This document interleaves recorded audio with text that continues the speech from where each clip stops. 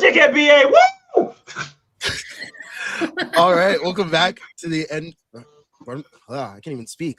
Welcome back to the Run.down postgame show here on the Strickland YouTube channel, Strickland Twitter, and if you're listening to this the day after, Strickland Podcast Network. I'm Sam. I can barely get my words out of my mouth. As you can tell, the Knicks completed the greatest NBA Finals comeback of all time tonight. After trailing 29 points, and it seemed like the Knicks were dead in the water, didn't know what to do. It looked like the refs had them flustered. The San Antonio Spurs had the best shooting game I've seen at Madison Square Garden from an opponent since Eastern Conference semifinals against the Pacers Game 7, and they pulled that shit off. And like, you would think like, don't doubt this team. They pulled off the comeback against Cleveland. They pulled off the comeback against the Pacers last year. They pulled off the comebacks against Boston twice in Boston. So you're like, you shouldn't count this team out, but it looked like so much had gone not their way, and they still managed to pull out a 1-point win in this game. It's incredible. I mean, got to start with probably the person who solidified their Wemby's in NBA our heads. Finals. Wemby's in our heads. The person who probably solidified their NBA Finals MVP right there with that performance, and OG Anunoby. I mean, absolute insane game from him. And I mean, this is like 2 games in a row at the Garden where he's been having it rolling. 33 points today, 7 threes, great defense. Like, I don't know. You guys take it away. I'm still trying to process this. OG Anunoby! Jalen Brunson, 36 points.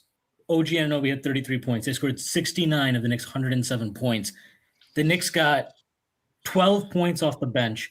They got 0 from Shamet. They got 0 from McBride. We got Jeremy Sohan played 3 minutes at NBA Finals game, pour one out. Ariel Hukporti played 3 minutes at NBA Finals game, pour one out for him. Josh Hart, 6 points, had 2 absolute bonehead mistakes in the end. I don't give a shit. Praise Josh Hart. Mikal Bridges, I don't give a shit that he did nothing. Add another pick to the trade. Brunson and Anunoby won this game for the Knicks. They I don't know what carried. I don't know what happened. But you could feel it even when they were getting fucking rocked in the first half. At the end of that first half, you could feel that Brunson and OG were just like they were getting a rhythm. The free They throws. were I think the free plugging throws away, definitely helped them. And I don't know what the fuck happened there, but like, I mean, one of the greatest sports events you'll ever see. That was incredible. Shout out James Dolan calling his shot. Impressive by him. And I don't know what to say. Like, by the way, I just want to point this out. Jalen Brunson went 12 of 25 today, had 36 points. Victor Wembanyama, who's 7'4", which automatically makes him a 1A, was 9 of 25 from the field for 24 points. Awful. And he was gassed. Awful. He was absolutely gassed in the second half. Too. And to the point you're making, the reason, like, yes, them winning is obviously it's like that's the key to it all. But even if they hadn't won, Mitch Johnson showed you today. There's 7 guys he has faith in, and that's it. He's not going to play Carter Bryant in the second half ever. He's not going to play Luke Cornett at all. Wemby played 44 minutes tonight. Even if they had pulled this out, right? Even if they were up, whatever, let's say 5-6 in the last minute, Wemby would have played 44 minutes. This is like he is going to max out these guys. And I get it. I mean, that's the game it was. Brunson played 44 minutes too. But to the point, like Tyrese just said it, like Wemby had nothing. He had nothing in that final quarter. They called the timeout early in the fourth quarter, and it was purely because Wemby, like it was right after Bridges hit that layup in transition. And Wemby was like, he's like slapped the stanchion. He had nothing. He was spent at that point. And at that point, I was like, they can do it. Like if they just keep making, and the key was they had to keep making shots. And obviously they had some empty possessions, but like you just look at the second half they had, and the Knicks scored 58 points in the second half. The Spurs scored 30. They were up 27 at half. Think about it. They were up 27 at half. Like when we were up 27 against third. Boston. We were up 27 last year against Jesus. We were up 27 last year against Boston at halftime in Game 6. And I remember everybody was like, the game's over, like we're advanced. And in my head, I was like, you just need to like keep it here for like 7 more minutes, and then I'll probably get there. And the Spurs, like, they kept letting us, it was slow. It didn't just happen. It wasn't just like one run. It was like, 8-0 run, the Spurs would score, they would make it 3. 5-0 runs, Spurs get a layup. 6-0 run, Spurs make a couple of shots in a row. Like the Knicks just kept chipping away. It was 15 at the end of the third quarter. And in my head, I was like, it felt like a little bit of a missed opportunity at the end of that third quarter because we had a possession to cut it. And I was like, I don't know, like 15's close, but I think they could do it. And then they extended the lead back out to, was it 20 at one point in the fourth quarter, right? Right at the start, 19 or 20. Yeah. Yeah. And I was like, that might've been it. But man, this team, what can you say? Like this is their, what is this? This is their 5th 20-plus point comeback in the last 2 playoffs. They were down 22 against Cleveland with 7:54 left. They came back and won that in regulation. They were down whatever they were, 20 today with 9 minutes left. They came back and win that in regulation. Brunson was awesome down the stretch. And Anunoby was he was the steadiest player through the 48 minutes. He was there right from the start, and he just kept them in touch. Not even, I can't even say touching distance, but he just had it going the whole game. And I think somebody tweeted like, man, this OG Anunoby like playoff 3-point compilation is going to go crazy. And then somebody actually clipped it up and posted it. And let me tell you something, you can add a couple more to that. Give him 200 more million. Give him the fucking keys to the city. Give him fucking, Put him in the general primary against Zoran. He's probably give him the entire $1.776 billion slush fund that Trump's sending up. Just give that to OG Anunoby and we're good. Like he was incredible. And when that shot went up, like I saw him, like I could see him coming down the lane and I was like, is he like, did he jump too early? I don't know. And then he like got it. And he's not exactly he doesn't have the best touch sometimes around the rim. That was a hell of a time to dial up your best because holy shit. I mean, he got up there. There were 3 guys up there with him. Like he elevated above everyone. And honestly, good job by Brunson just to get that shot up and get it on the rim because he had to. They trapped him with Wemby and I don't know, whoever it was, Vassell. Amazing. And like, I'm not even praising, like it was just good recognition. And then OG made it happen. And then that final play they drew up, what the fuck was that? Like that. Dog, a lot of their fourth quarter offense was just like, what the hell is going on? The only, they had 2, it was just a lot of Fox, just a lot of De'Aaron Fox. De'Aaron Fox hit a step back 3. Wemby hit that pick and pop. I know midi. Mike Brown was like giggling to himself watching that shit. Oh, I'm sure. Remembering his last half season in Sacramento. But Wemby hits the pick and pop midi. I think that was with like 3 minutes left. They didn't have another field goal the rest of the game. They only got the 2 points off the Castle. He crashed the glass, Hart fouled him. And like, I mean, there are so many points where this team could have hung their heads and been like, we're just not going to get it over the line. Like the Hart fucking missed, I don't know, dunk layup thing. I was like on my knees, like there's no way this just happened. And then he like doesn't box out Stephon Castle, and I was like, God damn it! Like, dude, are we having this like now? We're having bonehead Josh Hart plays. Not just that. In my head, I'm like, God damn it! Like, I'm gonna log on Twitter, and there's gonna be 700,000 Knicks fans talking about like, this is why we needed to have like, I don't know, fucking Mikal Bridges or Deuce or Shamet or something on the floor instead of him, and I was gonna blow my fucking brains out because at the end of the day, as a man said on Twitter like 3 weeks ago, playoff basketball is not about advanced stats. It's not about impact metrics. It is about who is a bitch and who is not a bitch. And Jalen Brunson is not a bitch. Jose Alvarado. Jose Alvarado, 100% not a bitch. Josh Hart, not a bitch. I gotta say, with Jose, I loved when he tried to fucking flip Wemby by his leg. I love that shit. No, yes! He the dog in that guy. I mean, his fourth quarter today is like, hey man, all-time role player tape right there. Shout out to Gershon Yabusele's fucking piece of shit contract. And thank God to Joe Dumars. Thank you, Joe Dumars. You're the best. I love you. Please stay in that job forever. Keep making trades with us. And look, they are 1 win away. They're 1 win away. By the way, this is the 4th game of the series. The point margin now in this series through 4 games is +8 Knicks. This is like every single game in this series has been just down to the wire, down to the wire, down Adam to the Silver, wire. you're welcome. And as much as the Spurs choked tonight, and I mean their offense on stretch was abominable. Like they are not going to roll over at home. Like the Knicks are going to have to go take this shit, but they took this game tonight. They should not have even been interested in taking this game tonight. I mean, at halftime, I'm kind of like, if you can just like make the Spurs play their starters 35 plus minutes, I'll take that at this point. Yeah, I mean, you know what it reminded me of, and I'm going to shut the fuck up and let Tyrese talk after this.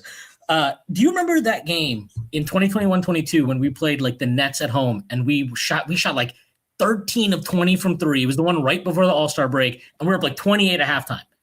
And I remember at halftime, I was like, yeah, we're up 28, but like, are we going to shoot 700% from 3 the rest of the game?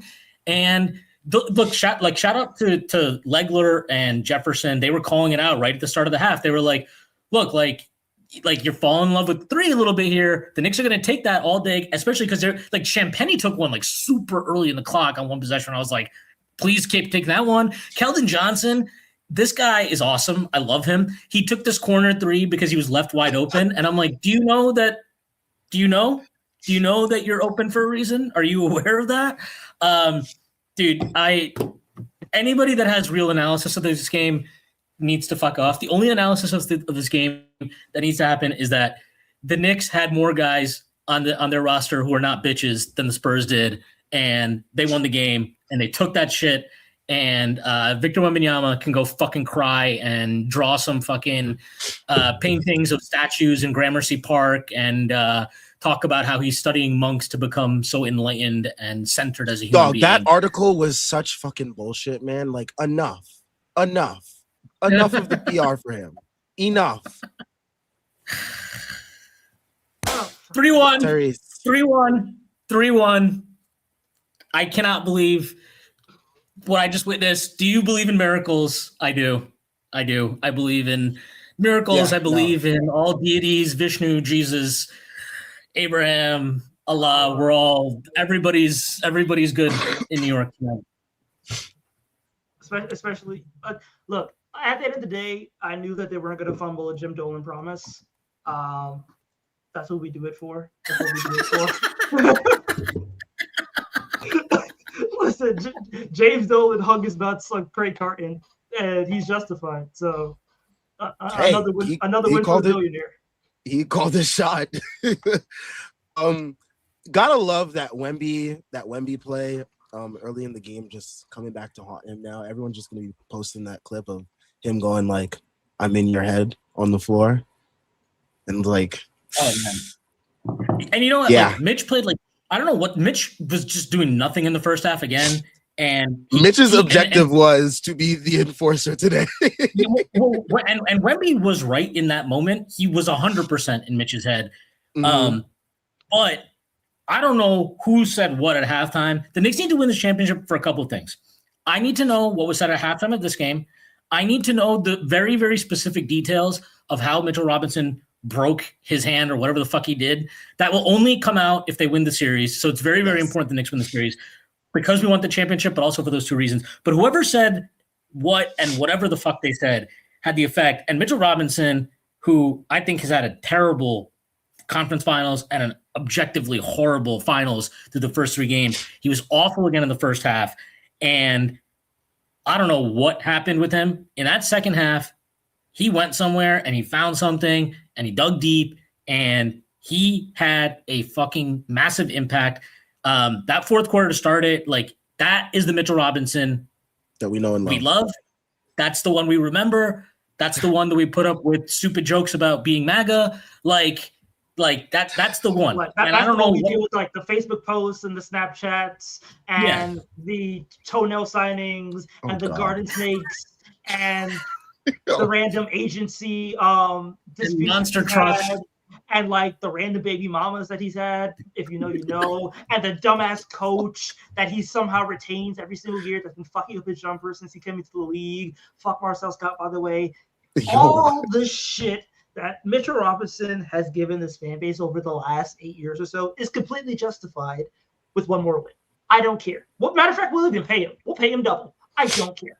Like he probably broke his hand getting into his truck, and I don't care right now.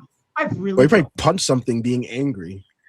I don't care what he did. If he broke his hand, yeah. If he, I don't care. Win the series, win the finals, yes. And then we don't have to work. Like he could have broken his hand. I don't know, fucking like it doesn't matter. Sling a rattlesnake. Yeah, jerking off. He could have broken his hand jerking off, and I'd be like, great, impressive, actually. I holy shit, man. Oh my God.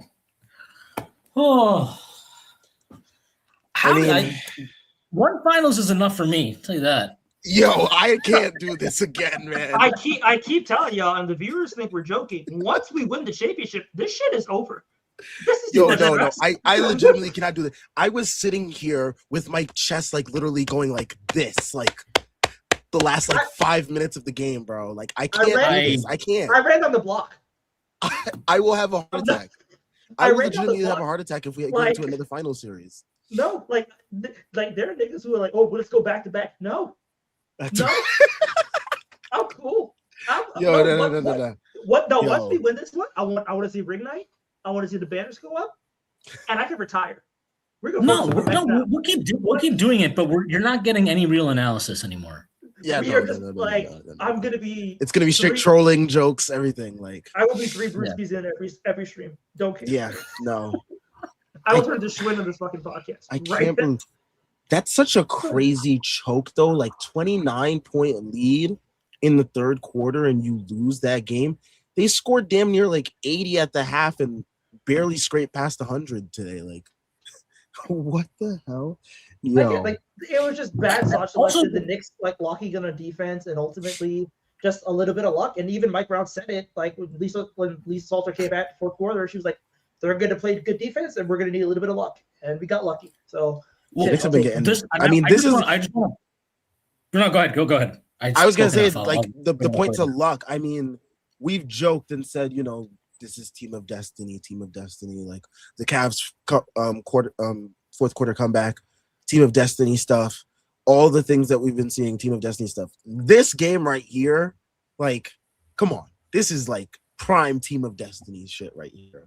Like the way that the Spurs were playing in that first half, and it looked like the Knicks were totally out of it, and then for them to just flip a switch and OG and Jalen just take us home like that. I mean, even after the Josh Hart stuff, to get the bounce perfectly enough where OG comes in and just has the right amount of touch to just lay it in, and then fucking Dylan Harper throws one of the worst inbounds passes to Stephon Castle and misses the fucking lob. It's just like Tyrese said that Mike Brown said, luck, and the Knicks have been having a lot of it this postseason. So one thing I want to mention, at halftime, I was obviously very annoyed. But in my head, I was also like, it's a 27-point lead, but just by my very, very basic calculations in the first quarter, okay, or the first half. I think it was all in the fourth quarter, actually. But the Knicks had 2 points that should have counted a goaltend. Jose Alvarado took a shot. That didn't count. Or should have counted, but they didn't call the goaltend. It was very, very obvious goaltend. Wemby had a basket interference. That's 4 points. The foul. There are 2 other plays. I can't. I'm so my brain. Cornette also had a goaltend that wasn't called. That's the Alvarado one. Yeah, there were 2 other plays though, but basically the refs effectively cost the Knicks 8 points, about 8 points. Wemby, it was out of bounds on Wemby. Yep, and then the overturn call on Cat, that would have been 2 free throws. So that's 8 points that come off the board there. Like, if the Knicks made this entire fucking comeback and lost by 1, 2, 3, 4, that shit would have been super painful. I don't want to forget that, because the way this game started was horseshit. It was horseshit. And like, you can sit there and I can agree with you to an extent yes, the Knicks need to do a better job of controlling their emotions. They can't get caught up in it. They got to stay level-headed and find a way to – you cannot keep expecting a team to overcome bullshit calls. I'm sorry. You can't expect that. It's not realistic, and it's unfair. I had a mutual of mine saying, oh, the MSG crowd not helping it. The fans are getting spit in their face after spending $5,000. They deserve the right to fucking yell and scream at the refs all they want, bro. I mean, also, like, what are the fans supposed to do? Are they supposed to clap? I don't get that. You tell your mutual to fucking suck my dick from the back. I didn't tell him that, but I did tell him, I was like, yo, bro, you cannot be saying this right now. Like, this is not the time for this. But like, whatever. The Knicks come back, win the game. They make it irrelevant. But they again had to overcome that. And, people will look at the free throw totals today, I'm sure, and be like, I don't even know what the free throw totals are. I'm pretty sure the Knicks took more. And be like, well, how could you say it was bad? It was a bad whistle, man. And they fucked up the Knicks. You cannot objectively watch that first half. Look at the rotations Mike Brown was putting out there. And sure, some of that is he was searching, right? Because Deuce had nothing. Shamet had nothing. Mitch had nothing for the entire first half. He's just searching for guys that are going to give him something. But part of it is also like there are people mad when he brought Mitchell Robinson back in the game in the second quarter. And I'm like, what do you want him to do? Karl-Anthony Towns has 3 fouls, and your other option is Ariel Hukborty. Like you can't act like so you had either bring in Hukborty. If you're not going to bring in, if you're against playing Mitch at that point, you either can bring in Ariel Hukborty or you're going to play OG at the 5. Like these are not feasible options. Like none of those options is great, and all of them come with flaws. The Mitchell Robinson option is the best one because you're just like, he's actually a good player. We just need him to play like a good player, and we'll be fine. And this is why, like, one of the things I fucking hate is when people are like, well, what's the point? Like, Towns has 3 fouls, but we're down 25. Like, just put him in. Like, you can't assume the game is going to be done. Mike Brown did not make that assumption. He thought, hey, I don't want Cat to pick up a 4th foul here because maybe we can make it happen in the second half. And he was right. And that's why you don't coach like that. I will always disagree with that logic. I think it's fucking silly. And I'm happy Mike Brown agrees with me. And also shout out to Mike Brown, because what I will tell you as a absolute fact, this is an absolute fact. I'm a kiss that nigga forehead. Sorry. Yeah, there is a 0% chance, and I mean 0% chance, that they make the comeback they made today if Tom Thibodeau is head coach, because he would never search the way Mike Brown searched for something today. He kept looking for something. And also, shout out to him. We all talk about like, oh, like I would like to see this lineup out there. I would like this pivot or that pivot. Those are all well and good. You kind of have to play those cards at the right moments, because once you play them, it's on tape. The opponent can become prepared for it. You need to save them for critical stages. I don't know why he waited till he did. I don't know what necessarily made him make the decision, but you can't say anything other than that. The timing of playing Brunson with Alvarado was perfect. It was perfect. And those two guys together with OG, with Cat, and pick a 5th guy, whoever it was on again, his heart. Reminds me of the Houston comeback. Yeah.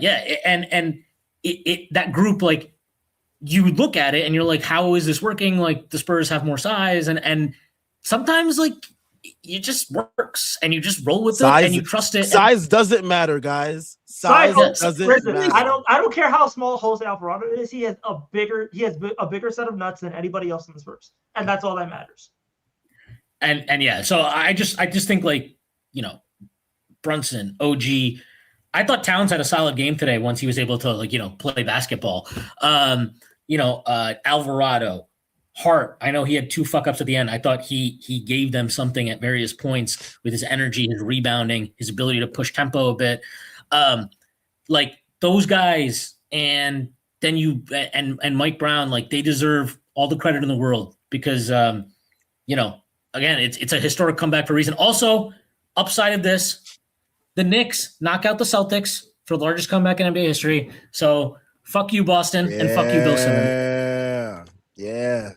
It was that 24 comeback that they had in 08, right? Against the Lakers. Yeah. Nice. Always Taking good to knock the Boston Celtics out of the history books. Yeah. Man, Wemby, He looks fucking pissed. Yeah, go fucking draw in the park, nigga. Also, OG was plus 4,000 for Finals MVP odds. Wow. Whoever took that, man. Yeah, whoever took that. We'll see. I'm not even worried about. We'll worry about Finals MVP once we get this on Saturday this fourth when I'm win. at the game and I see Jalen Brunson. You're not going to the game. If you go to the game, I'm gonna fucking fly down there and murder you before you get in the stadium. The tickets have been bought. I'm taking the capital punishment for the Knicks, dude. Greg Abbott got me.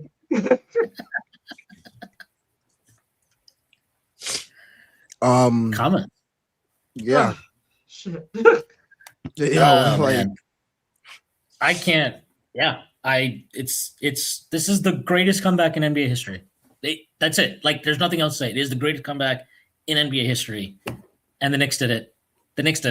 And they did it. By the way, this is very, very important to me. I want everybody to know this. We did this on the anniversary of the final episode of The Sopranos. So very important that occurred today. OG and Still not better than trade. The Wire, but it's okay. OG and Anunoby trade, greatest trade in NBA history? Question mark. I want Emmanuel Quick to get a ring retroactively. Every one of these, like all of these, like they don't win game 2 without Bridges. They don't win this game obviously without OG or Brunson. They don't win game 1 or 2 probably without Cat. Like all of these little moves, or not even little moves, but all of these moves, all of these guys, they've contributed just enough at various points. Like Shamet, obviously great first 2 games. Yeah, he sucked the last 2 games, but like he's a minimum signing, right? Like you get 2 games out of an NBA Finals, you're chilling. Like this is, they need to get one more. They get one more. I am writing so much propaganda about how this is the greatest front office job in the history of North American sports, and that this is the greatest basketball team. Yep, and this is the greatest basketball team ever, and that Wemby is Hitler. Man, Wemby's getting clowned on his own. What the fuck was De'Aaron Fox thinking? I'm so like, why wouldn't he just dribble it out? That was so stupid. Like, what is Fox? Oh, when he went up on OG? Yes. Yo, he thought he was in Sacramento for a minute there. He thought he was in Sacramento for the whole fourth quarter. He's like, I see Mike Brown over there. Wait a second, coach. I got you. That's like you feel like this is my like moment of glory. Like I can like end the game or whatever. And like I think it's fine. Like he actually did the right thing initially to like push, right? Like you should push because maybe OG doesn't get back and you have the angle and once you see OG is in position, that was fucking crazy. That was fucking crazy. Also, that whole fourth quarter from him was just so bizarre. When he went up, I was just like, are you kidding, dog? Like really? Like you're gonna go up with this one? Oh man, Ogugwa, the things you've done to me. What did De'Aaron Fox say? I know they sick. Yeah, he said that shit about my fucking lottery. Sorry. Do you know how many white kids are gonna be named Ogugwa this summer? after all the fucking Knicks fans start having children. There are going to be a lot of kids named after Knicks players. Like, there's going to be a Mexican kid in like my future kid's homeroom with the name Mikhail like Sanchez, and I don't know how to wrap my head around that. Or some shit like fucking Ogugwa Smith. Like it's gonna be crazy. Ogugwa Smith. Ogugwa Mamdani Smith. Like we're just gonna get nuts with it. Look, you can get a lot. No, it'll be Ogugwa. Dolan, Mamdani, Smith. We get some other super chats here. Let me just pull them up. Also, shout out Wu-Tang. Wu-Tang. Shout out to Wu-Tang. As well, Clyde Fraser says, Wu-Tang deodorized the leftover Trump stank. Yes, and they healed the Knicks at halftime. They were probably bumping 36 chambers in there, and everybody got right. And shout out to Sean and Kazim doing some sage outside the building, cleansing the good and cleansing the bad energy out of the area. Knicks need some good vibes today. Didn't seem like it worked after a while, but also fuck all the Cauchy and Poly Market fucking grifters. Dog. they have been fucking up the energy post The game. vibe, like it's just been nothing. Postseason. Fuck Couch's iconic green mic. Get the fuck out of my face, bro. Yo, Apparently, Draymond apologized to Brunson on the post game or something. I don't know. who? Draymond. Good. Good. Yeah, he can apologize to fucking these nuts, man. That's what he Can can he do. apologize to fucking Cat for No, anything that he said or done? That requires like not. Cat probably has to like three-peat, and then Draymond will be like, "Yeah, or maybe I was a little harsh on you." Maybe Like I the was a whole little harsh on assuming you. that he skipped out on a Jimmy Butler matchup because he was scared when he went to a fucking funeral. Like, bro, that was insane. That was crazy. The D1995B says, "Thank you for the super chat. I still need the refs jumped after tonight, man. You and me both. I'll tell you that." Zach Zarba needs to be found outside. And Dog, the two early fouls on Cat and then fucking missed goaltends, and then I think that was really what shifted the tide early in the game. And then that's when the Knicks were like, all right, time to start fucking beating up Wemby. They were like, enough's enough. And it's so funny because everyone was saying, and you know, we'll get to the other comments and whatnot, but everyone was saying, oh, the NBA was not gonna call the flagrant on Wemby retroactively because they knew, or at least they had a feeling, that he would do another thing to get a flagrant. And lo and behold, what did he do today? Elbowed Cat in the chin, got another flagrant. So imagine what would have happened if they actually retroactively called that flagrant yesterday. And then he comes in today, he does that shit. Auto suspension today. And he would be out for game 5. Yeah, and that would be pivotal. Yeah. But it was obviously done on purpose. I wasn't even shocked yesterday. I saw like a whole bunch of people being like, what the hell? And like, I was obviously upset too, but like, I wasn't shocked. Oh, yeah, I knew like, they weren't going to get.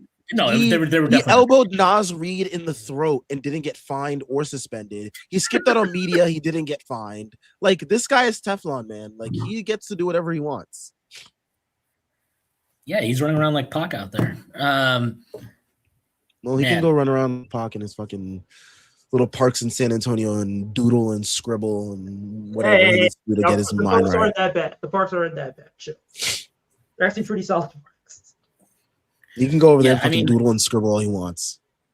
I do want to say, I think the main thing to me, or not the main thing, but one of the main things before the game, I mean, there was like, I tweeted something out today. Where it was just like, look, man, the Knicks can't just like make this game about trying to like settle scores, beat up Wemby, and like, yeah, and get distracted by that. And I like, you know, I don't think the Knicks started the game with that intent. Really, like I didn't notice anything like that. I mean, nothing out of the norm. Like, yeah, they're tagging him hard on rolls and like they're making sure. Like, I mean, how many times did they foul him today on a lob attempt? And like they were all fouls, but they made sure like, yeah, we're not giving you that lob attempt. So good job by them. But like the Mitch thing, definitely that you got him off tilt a little bit. The Jose one, like I don't, should he react like that? Probably not. But like I understand the frustration there. I also didn't mind. I think that some of these guys like Jose clearly needed to get that out because he already made a statement yesterday. He was like, that's whatever happened with Brunson the other day is not going to happen again.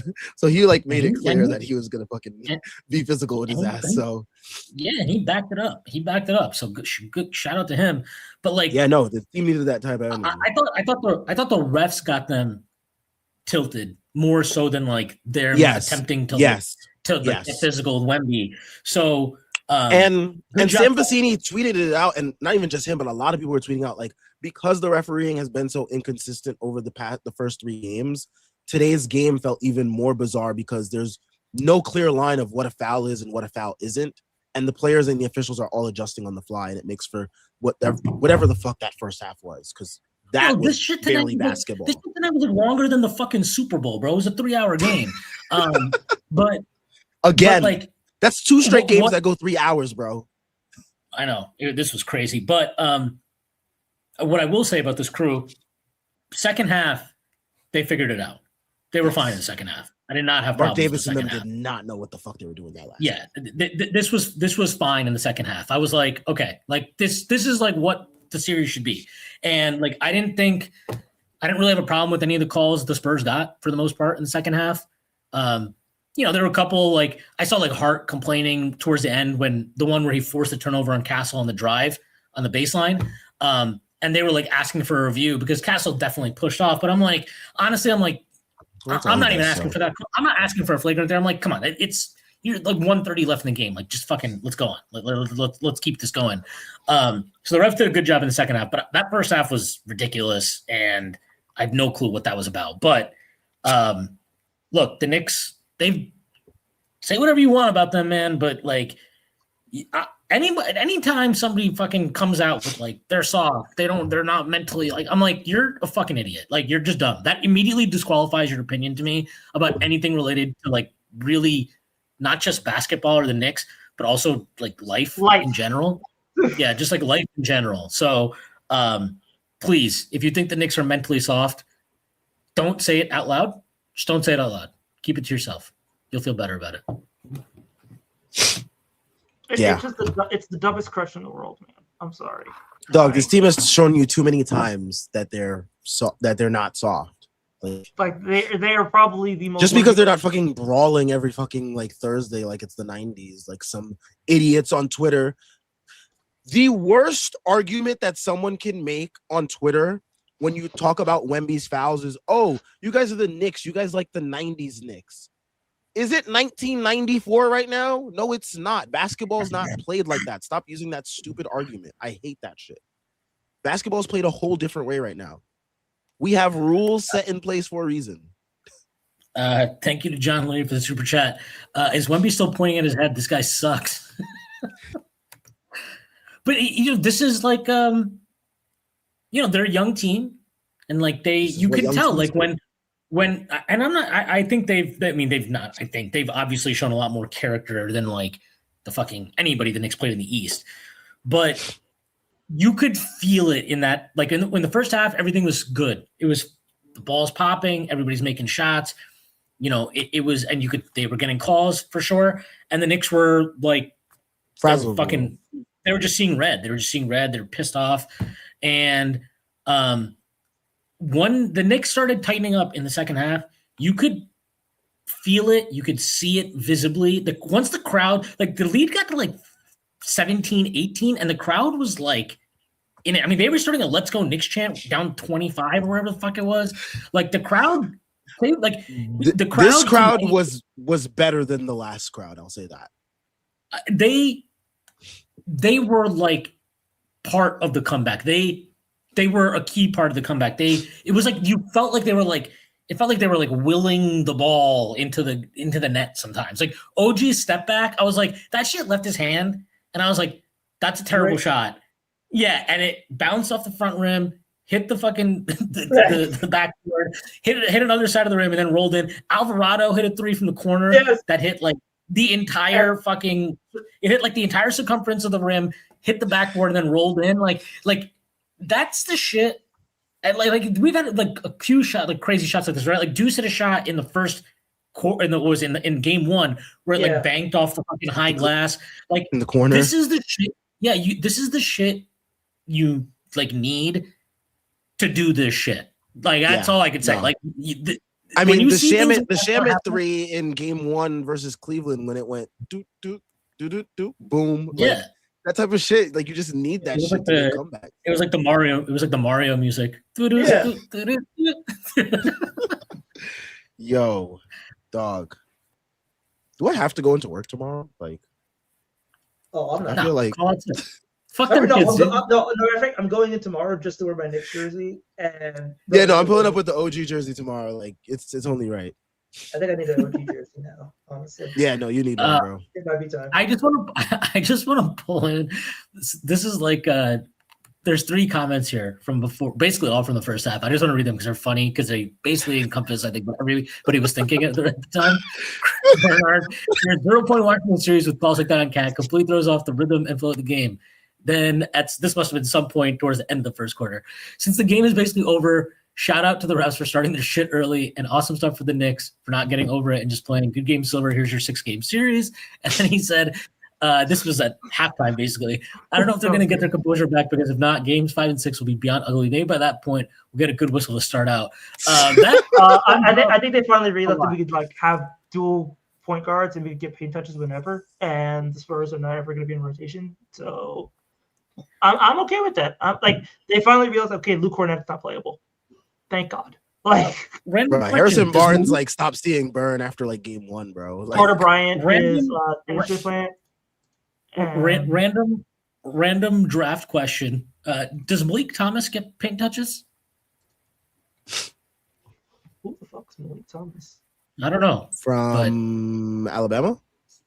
I don't know. I don't know where the fuck he's from. I just know. Or Arkansas? Maybe. Somebody to keep an eye on. Hayase Eel says, OG on God mode. And then he says, OG and Jose were really the guys tonight. I mean, I think it's Brunson 100% is in there too. But they were, I mean, OG, you kind of, at this point, I'm just kind of this is what he does now. So I'm not trying to downplay it, obviously. But I just think you almost have to separate Jose because that's when you kind of are this type of team where you don't have a Wembanyama guy, right? And probably in a couple of years we'll be looking at it and be like, man, we don't have a Dylan Harper necessarily either or something. That type of just raw individual talent that just you just see it, right? You just pop on the tape and you can see it.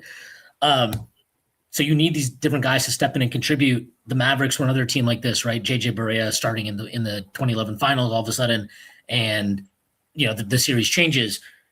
Alvarado changed it today. The feel of the game changed when he came in, and it changed totally when he came in with Brunson in that fourth quarter.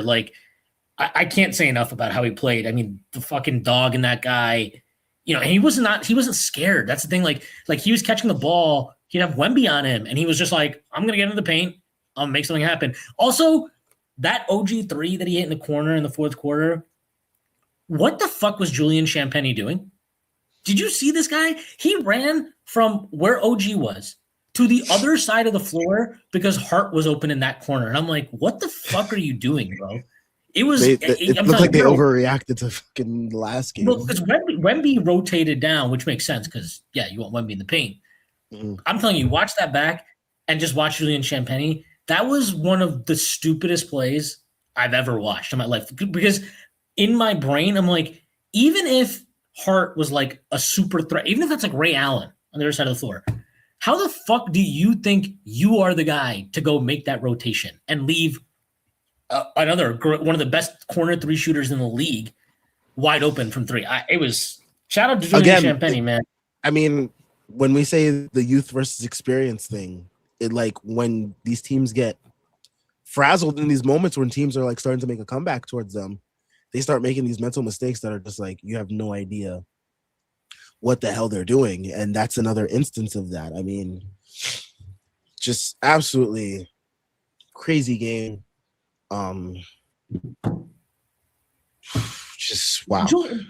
But that to me, that wasn't even fucking. That's just Champagnie's a fucking idiot. That's what that was to me. I'm like, I'm telling you, because they on the actual when I saw it live, I was like, how did OG get that wide open? I'm like, I'm not complaining, thank you, but how did that happen? Then they show the replay, and you just see Champagnie sprinting down the baseline to go over to Hart, and I'm like, what on earth are you doing, man? Also, can I we haven't talked about this. I thought Mitchell Johnson coached an atrocious fourth quarter. He just kept it was Kenny Atkinson. It was literally Kenny Atkinson again. He just wasn't calling timeouts. I'm like, bro, he was chilling until we cut the lead down to 4. It was from 15 to 4. I think he just didn't call timeout. And Legler and Jefferson were talking about it. They're like, I think you got to get a timeout here and call a fucking play. That's the way out. He was taking in the aura of MSG during a comeback. I mean, it encaptures all of us, you just want to sit back and just take it all in. I like this pregame speech. It can't get more physical, guys. It can't get more physical than it already is. It's just about executing now. Well, let me tell you something, pal. I'm going to work on that execution. Yeah. Oh, my God. Wow, we got two OG being the best player to not be an all-star. I love it here. That 3 that Brunson hit over Wemby, oh my God, bro. I think I get it up. I floated and I screamed so loud my parents probably woke up in their sleep. Oh my god. As Tyrese would say, I felt it move. Just the tip, OG. Just the tip. Oh man. Man, these guys, the Spurs T-Blue, really blew leads to us in 3 games, dog. This cannot have ever happened in a finals series. I would be shocked if it's even happened in a single playoff series. That's No, like it did. 3 It happened in double-digit. that happened in that Western Conference Finals with the Warriors and the Blazers when the Warriors swept them. Oh, and they went down double digits. Wasn't that every game? But like in a final series, though, has this ever happened? Yeah. I mean, I don't I'd think be shocked. I would be shocked. I'd be shocked. And they almost pulled out another fucking comeback in Game 3. They Yes. almost did. Yeah. This team, man. This team, man, fucking team. is. Fucking But like, team. I think we all agreed on this though. Coming into the series, like you keep these games tight. Like I'm sorry, like I think I more trust than the not, Knicks way more down the stretch. They have shown too many times that they know what to do. They have Brunson. Brunson's the best half court player in the series. Like, yeah, I'm By just far. yeah. Like so, I'm taking I mean, him over. he's showing the Aaron Fox fucking levels to this shit. Yeah. Fucking fake Well, ass Cliff and- of the year, man. This is what I said this after Game 3 because people were really on Brunson after that game, and I was like, I actually was like kind of encouraged by that game for him because He looked like he was finding his I- rhythm a little.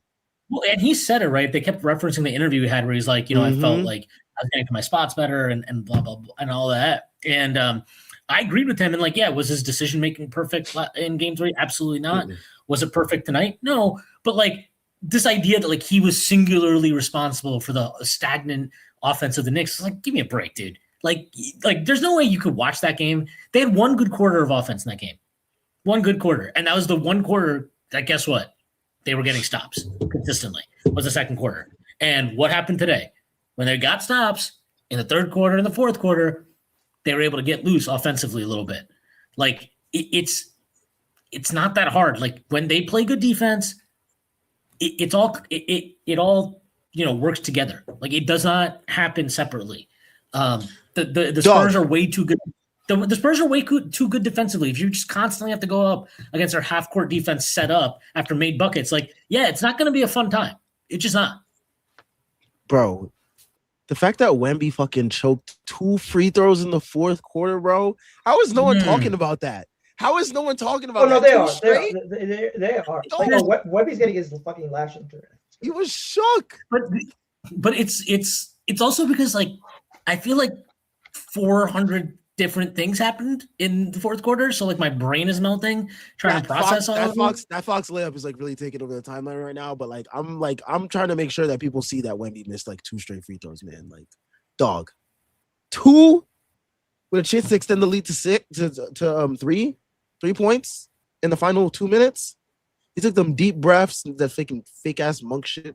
Yeah, that shit ain't work, stupid nigga.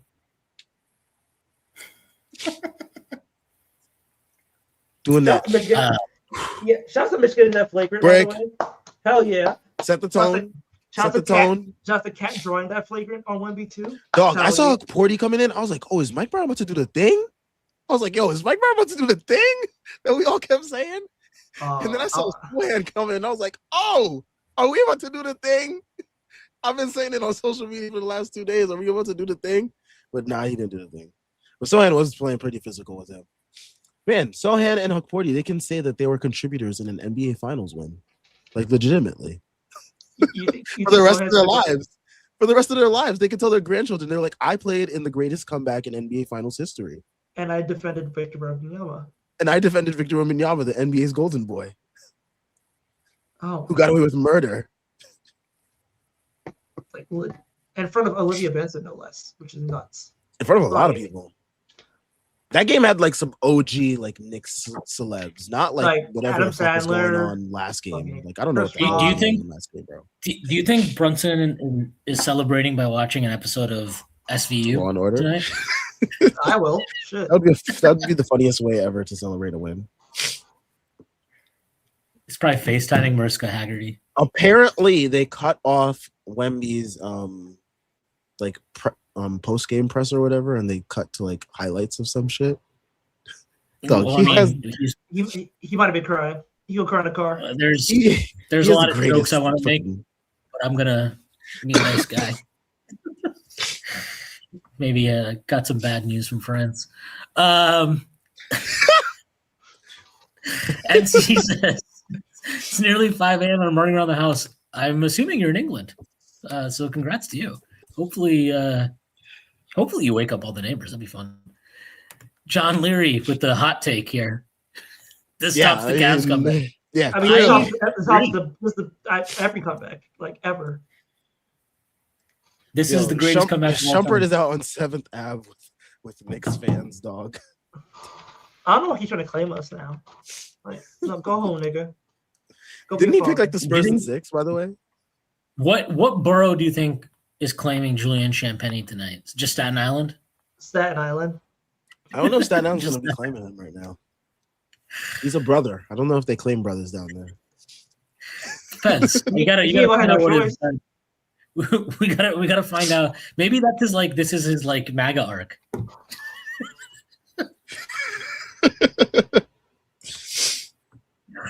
Oh man. Nemo Petiter says, I'm surprised Mr. Dolan didn't make the floor after the final. Was still streaking. He's waiting for the series to get clinched. Yes. Oh my god. Dog. Wow, I'm gonna see Jalen Brunson lift Larry O'Brien in person. It's gonna be so no, you're not. You're not gonna do it because if you do, I will stab you. Like I said, Greg Abbott got me. Wow. Greg Abbott definitely doesn't have you. I will tell you that. He doesn't have any of his constituents, actually. You know what? he has some of his constituents. Just not. Does he really? Just not certain hues of people. Given recent verdicts, yeah, you're right. Unfortunately, like Greg Abbott has Tyler Kolek. Like he's got Tyler Kolek for sure, but the rest of us, I don't know. Seeing that image of Cat just like at the end of the game, just like basically like tears in his eyes, just like so fucking great, man. Well, it's great. Obviously, they should celebrate it. You have to celebrate it. I think it's actually healthy to like get some. Yeah, no, they have to stop like the fake. But you gotta stoic shit. That too. But like, they gotta like. There's a middle like, ground. Get it? You just have to like immediately like tomorrow they have to like center yourself. But in the moment, you have that was warranted. That's like a historic moment on the biggest stage of basketball. Yeah. Man, I don't know. Like it was as it's happening, I'm just like, is this really? You sure? And then like it got to a point where I was like, okay, like I have to like stay in this exact position on my couch for the rest of this game. Changed up the shirt. I changed up the shirt today. So I took out my twists. My twists were turning into fucking locks. It took me like 3 hours to take them out and wash them today. Oh man, you had to wake up early before work for that? Dog, no, after work I did it. So I'm like fucking like half asleep trying to like fucking take out my twist, and I'm like, damn, this is fucking Knicks game tonight. My fucking neck is gonna be fucking broken. Well, I got him done. I was able to watch the game fully. Dog, wow. Oh my god. I don't know how I'm gonna like go to sleep tonight. Like, I just don't know. Like, how do you fall asleep after games like this? Like, this is awesome. Wemby in our heads, but we in his ass. From Brandon Williams, 9505. Yeah, my nigga Brandon. Yeah. Hashtag Yowie. That's right. Look, at the end of the day, with the Knicks, like when this team wins, they are explicitly Yowie, and it's just hard. It's just hard to deny at this point. Like sometimes you just gotta, be very overly affectionate in the postgame pressers, and that's okay. I want Josh Hart to Someone said recreate De'Aaron Fox's postgame quote just made him cackle. What did he say? What? I gotta see this. Unless De'Aaron Fox is saying that he's committing seppuku, I don't think anybody wants to hear him right now. I want to hear him. I would love to hear from De'Aaron Fox right now, actually. Yeah, favorite player. We're gonna fucking retire his number. Matter of fact, well, 4 years, $229 million, man. Rich Paul has done miracles for me. First of all, like we got Jordan Clarkson on the team, and De'Aaron Fox is getting paid by the San Antonio Spurs. What a great life. That's a rich ball. The best part about this is they paid De'Aaron Fox to like be the old head. By the way, The vet, like a real thing. Yeah, the vet. Yeah, Yeah. the grizzled vet who has experience from 1 7-game series with the Sacramento Kings against the Golden State Warriors. Wow. Which he lost. You know, I know De'Aaron Fox. I know that De'Aaron Fox says he doesn't drink, but you might want to check what was in his water bottle today. Holy shit, man! Someone tweeted out about an hour ago, Nick Anderson game 1, John Starks game 7, and now De'Aaron Fox game 4. Yes, it was that bad. Yeah. And Starks was in the crowd. He's like doing his magic. He was like, take my game 7 or he's sprinkling it on De'Aaron Fox. Yo, they were crazy on the sideline today, by the way. All the OGs, they were just going nuts. Was it Starks when Castle went out of bounds? I need to rewatch that comeback to see like their reactions. He was like he was calling it. He was literally like running across like at the ref, like, oh, he's out of bounds. Khan, welcome to the stream. When I tell you, and I'm not afraid to admit this, when I tell you that I had tears down my face. Dog, I had tears in my eyes too after the final buzzer, bro. That was incredible. Thank God I was sweating. Only me and Tyrese are real men here, I guess. Yeah, that's fine, dude. We're in Oh no, I fucking cried. I don't know. No, I cried. Like I'm here. I cried a little bit. I just collapsed on the ground. I did like that was incredible. I did like the Michael Jordan celebration where he's just like on the ground in the locker room. So, yeah. Crying over his, you remember the RJ Barrett game winner where like Emmanuel quickly just like runs around the court before he drinks? Yes, yeah. That's what I did. I did a lap down the block and then I just like came back home. Mind you, I'm like, what did your dad do? My dad started honking. He drove down the block and started honking while I was running and doing a lap down the block. It was, and then like the neighbors across from us are also Knicks fans, so it was just like a very, very hectic scene. God bless. I have somebody who requested to come on tonight with me. So if you guys don't mind, I have a sister. Knicks in 5. Hey. You know that it's Knicks in 5. There we go. Sister Khan. Sister Khan. Sister Khan. Yeah. I'm sorry, I'm just tuning in. Did you guys talk about how after Wemby committed the flagrant, we bitched out their entire team? No, I mean we mentioned the flagrant in passing, but Nick Wright tweeted out, he was like basically like that was the karmic basketball gods right there working in our favor. Like after they finally rightfully called a flagrant on Wemby, the tides kind of shifted for us. Nick Wright somehow being our biggest whiz in the media is so dog. I love Nick Wright, man. He be spitting. He be spitting when it comes to the Knicks. Like he spits when it comes to like most politics. I got a lot of like. I have a lot of conflicted feelings about Nick Wright because he's been like super like #1 Knicks fan in the media, and then every year I got to hear him talk about the Bills, and I'm just like, please put a bullet in my head. But he's also like got really good political takes, and I'm just like, I don't know what to do with this guy. Just take the good, leave the bad.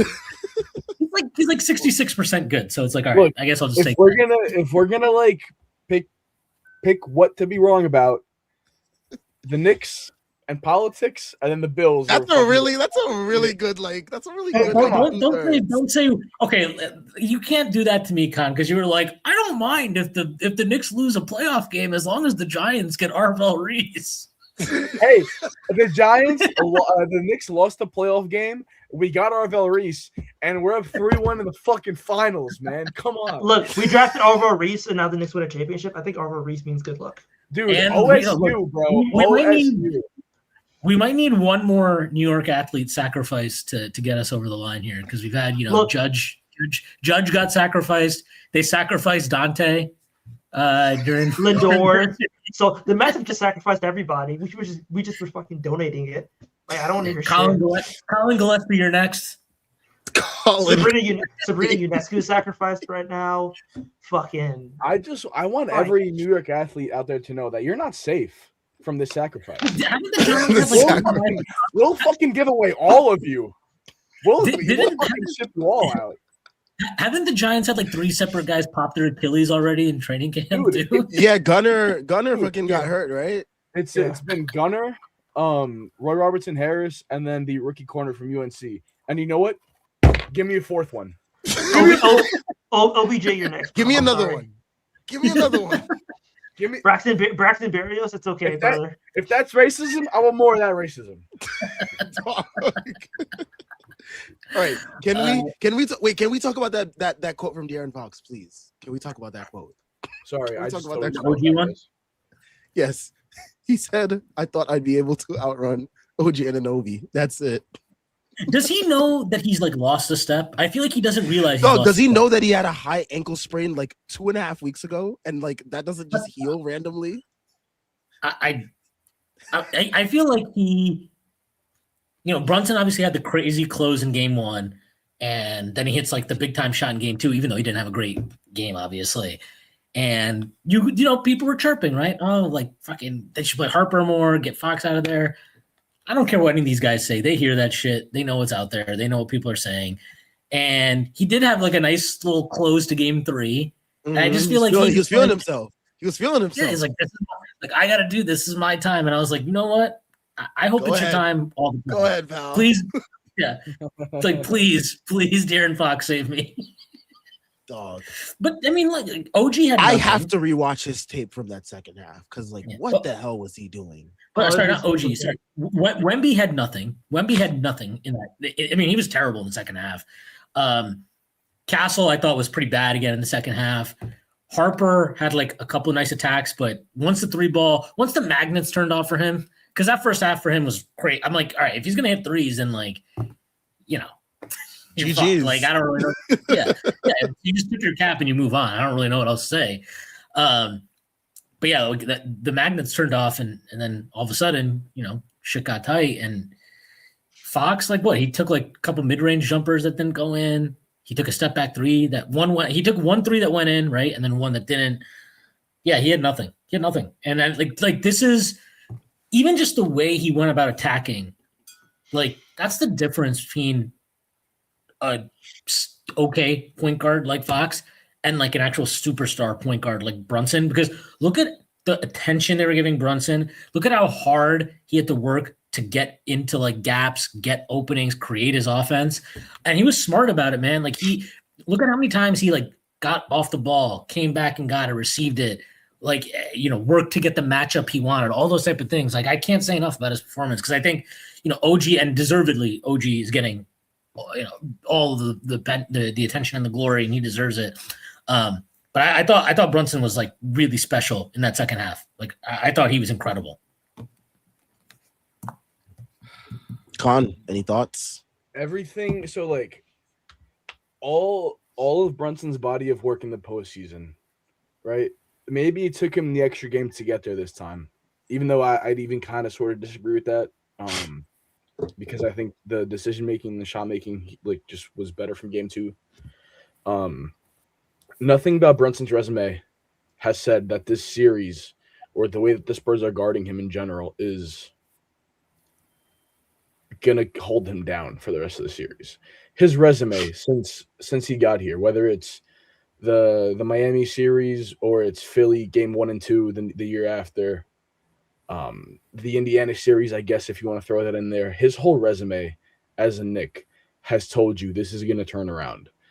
Everything that has been, like, game 1, you could see the reads were off. Game 2, they were still off, but it was kind of the whole stagnant offense in general. And then you got saved by OG, got saved a little bit by Mikhail, I believe it was, in the fourth quarter. Game 3, all around, like, yeah, it was stagnant. Can't blame it all on him. But if there was anybody who was going to take 2 days, figure it out, come back game 4, know what spots to get to, understand what bumps he can pull off on Stephon Castle, what bumps he can't pull off, like, just to have the whole game mapped out in your head, it was going to be Jalen Brunson. And, man, like, on top of all that, to pull the 3 with Wemby on you is just nuts. Pull more threes. I need him to take more pull-up threes. Take more. Oh, Please I take agree. more. that's what works against Wemby in the defense. I thought in the second half there was way more drop coverage than the Spurs should have been playing. Way more. And They had no choice. Easily could have got up 3 more threes. Well, and they were also giving him switches. There were times he had Champagne on him. Like, bro, just like I get that like you want to get inside and like he's always gonna be wired that way a little bit, but like you can get a step back or a sidestep, off the bounce 3 on Champagne whenever you want. He can't cover that shot. He can't do it. So he should take more of those. But I mean, look, I'm not gonna sit here and bitch about it. The guy led him and OG basically. They led the most historic comeback in NBA history. So you know what? I'll save my Jalen Brunson shot distribution thoughts for the podcast on Friday. But for now, we'll just say he was perfect and everything was great. Also, what you see with Brunson throughout series is like he just naturally gets more comfortable within the coverages that he's seeing because he's adapting, he's learning, he's like adjusting, and like what Khan was saying in terms of like knowing what bumps he can get away with and stuff like that. But yeah, I mean, like there was I think from analytics associated with us, the Knicks analytics page, they kind of posted like the first couple games of a series, Jalen Brunson, what his numbers look like versus like in the rest of the series, like from games like 3 to 6 or 4 to 6, whatever it may be, 4 to 7. 4 to 6 actually, because they've never been in a 7-game series. But yeah, no, I mean, as Jalen Brunson gets more comfortable in a series, you start to see the numbers reflect that. And these last 2 games have shown, last game people had their criticisms or whatever. Me and Schwinn, of course, talked through that. And really didn't see too much of a problem. But I mean, you see today, he looks so much more comfortable out there, especially in that fourth quarter, especially when they have Jose out there with him, just giving him the extra ball handler to take that pressure off of him. It helped a ton. So yeah, I mean, you're hoping that this continues, and I think we'll see a lot more of the Jose and Brunson stuff in Game 5 in San Antonio, because that just helps alleviate so much for them. And you're hoping that Jose can just make them pay from downtown, because he was great out there. I have there's a quote from Josh Hart. Mike Vorkina posted this. I got a special shout out for OG because he saved me, Hart said, at least for this game, but he saved me a lifetime of regret. I was like, that's real, dude. He did say that's wrong. I was like, wrong. That's true, because I'm like, in my head, I was like, bro, this is like the kind of thing you lose that game, especially with the comeback and everything. It's the kind of game where you lose. I'm like, yo, you might need to like go get some. Like, you might need to go talk to Dr. Like, you might need to go talk to Dr. Melfi all summer and get your head right, because yeah, you're gonna need to shrink after that one just to recover. But yeah, OG, shout out to OG. He's saving lives out here, man. OG Anunoby is literally saving lives. Crime rate in New York City just went down. Dog, imagine how many people were ready to jump off of a bridge today before that ending. And now they're just going to be Heat fans dressing up in Spurs jerseys getting jumped instead. Oh my god. Wow. All right, let's get some more comments. We do have a bunch of quotes coming in from the game.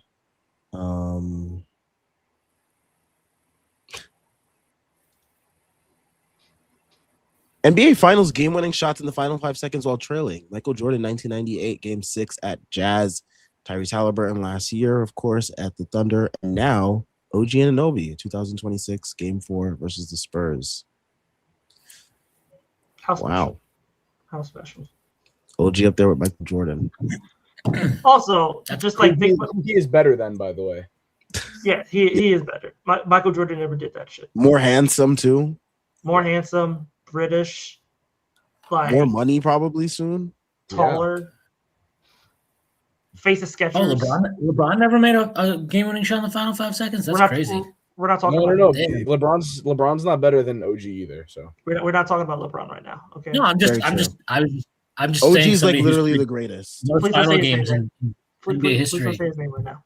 Please don't say his name right now. It's very surprising. What do you guys think that OG shot? What do you think that means for LeBron's legacy? Please stop talking about. Okay. I have a real take on this. That shot has potentially saved LeBron's legacy.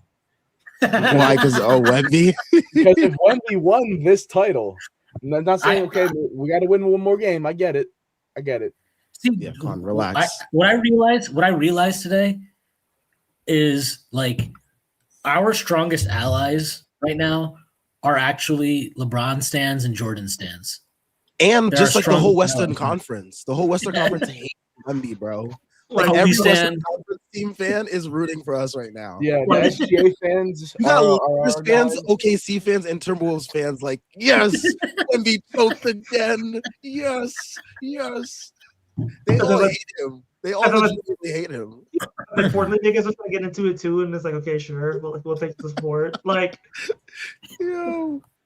RR for MVP 123 says James Dolan went on radio, talked mad shit, told Stephen A. Smith their halftime show was trash, told the New York City mayor to suck my dick, said it with his chest that winning the chip and his team down nearly 30 wins the game. you Dog, can't. I know he's feeling on top of the world right now. My man's gonna crack. He's gonna crack him with a bottle. What are you talking about? They're one win away from like James Dolan, like this is like the Mark Messier guarantee when they were down 3-2. Like, yeah, we're gonna win. It's like James Dolan's like up there now. If they win one more game. This guy doubled down on it. He said it like halfway through the year. Then he went on today for like no fucking reason. Just goes on 4.5 hours for the game. And he's just like, yeah, fuck Zoran. I love Trump. Knicks are winning the championship. And you can't tell me anything because everything I say becomes true. And I'm like, if that's true, and now I'm starting to believe, I have some things I would like you to wish for, Mr. Dolan. I have a few things I would request for you to wish for. Bomani Jones, come to the front, by the way. Come to the fucking front. You bald-headed piece of shit. Are we giving out belt tonight, Tyrese? Are we doing that? No. Can't. No. Tyrese, you're muted, by the way. Oh my god, this clown's muted. Oh my bad. No belt tonight. No belt tonight. Okay. No, I'm gonna wait for this game did not warrant belt, unfortunately. It warranted that Bomani Jones after had a video titled 10 hours ago. Victor Wembanyama's villain arc. Plus, Knicks have a huge problem with the bully ? In the thumbnail. Give me a fucking break, man. Corny ass nigga. That guy swears he's the smartest guy in every room that he's in. Fuck out of here. You're bald, okay? Wemby's villain arc is going to be with the Spurs fans because he's fucking costed them. Is it several times game? In this game? Is it every game in the series? In the series, yeah. No, yeah. The turnover, the missed free throws, and then game one, Brunson kind of just took game one from him. So, yeah. By the way, the narrative on Brunson's game one is like, dude, he owned the fucking second half of that game. He had to empty the clip, by the way, in that game. He had to. Like, everyone loves glazing the empty the clip stuff. Like, that was a prime example of that shit. And to the credit, I did see a good portion of NBA fans on Twitter actually saying that, like, they recognized that and they gave him his due props. But I think people thought that his game 2 and game 3 were bad. I mean, wish they were. Yeah, but like, dude, fuck all that shit, bro. We're up 3-1. Dude, fuck all that Yo, shit. someone posted the fucking Victor picture with Jose, and then they posted the fucking LeBron picture with JJ Barea. That's fucking awesome. Yeah, Jose, man, he's a fucking dog, bro. I love him. Perfect acquisition, man. Perfect acquisition, man. Imagine if we didn't have him, we had fucking Gershon Yabusele jiggling all over the court, man. Dude, this guy hit a 3 and hit a pretty clean, like, I don't want to say clean, like contested layup, but put a nice pivot on Stephon Castle. Ooh, nice little spin move. He burned him. He burned him on that. Oh my god, it was so he fucking burned nice. him. He just just such a heads up play. Oh my god, he burned him. And that was right after the Fox hit a 3. So they come out of the timeout. Fox hits a 3, pushes the lead back up to 7. And that was like, every shot at that point, you're like, because you're playing against the clock too, right? So you were like, it felt like, oh my god, like that could be the dagger, right? But like, that was a huge layup that he made because it kept the lead at 5. And yeah, I mean, he what can you say? Like his performance today was perfect, and also like he played most of that quarter with 5 fouls. Yeah, So, no, he had to be super disciplined after that. Yeah, foul. so and he really, was. like, credit to him. Also, like he's not going to get credit for it because it's boring, but like Brunson's defense was immeasurably better in the second half. His stunting and recovering and everything was top notch. He By the way, really, really Brunson's good. going to get a lot of credit for that.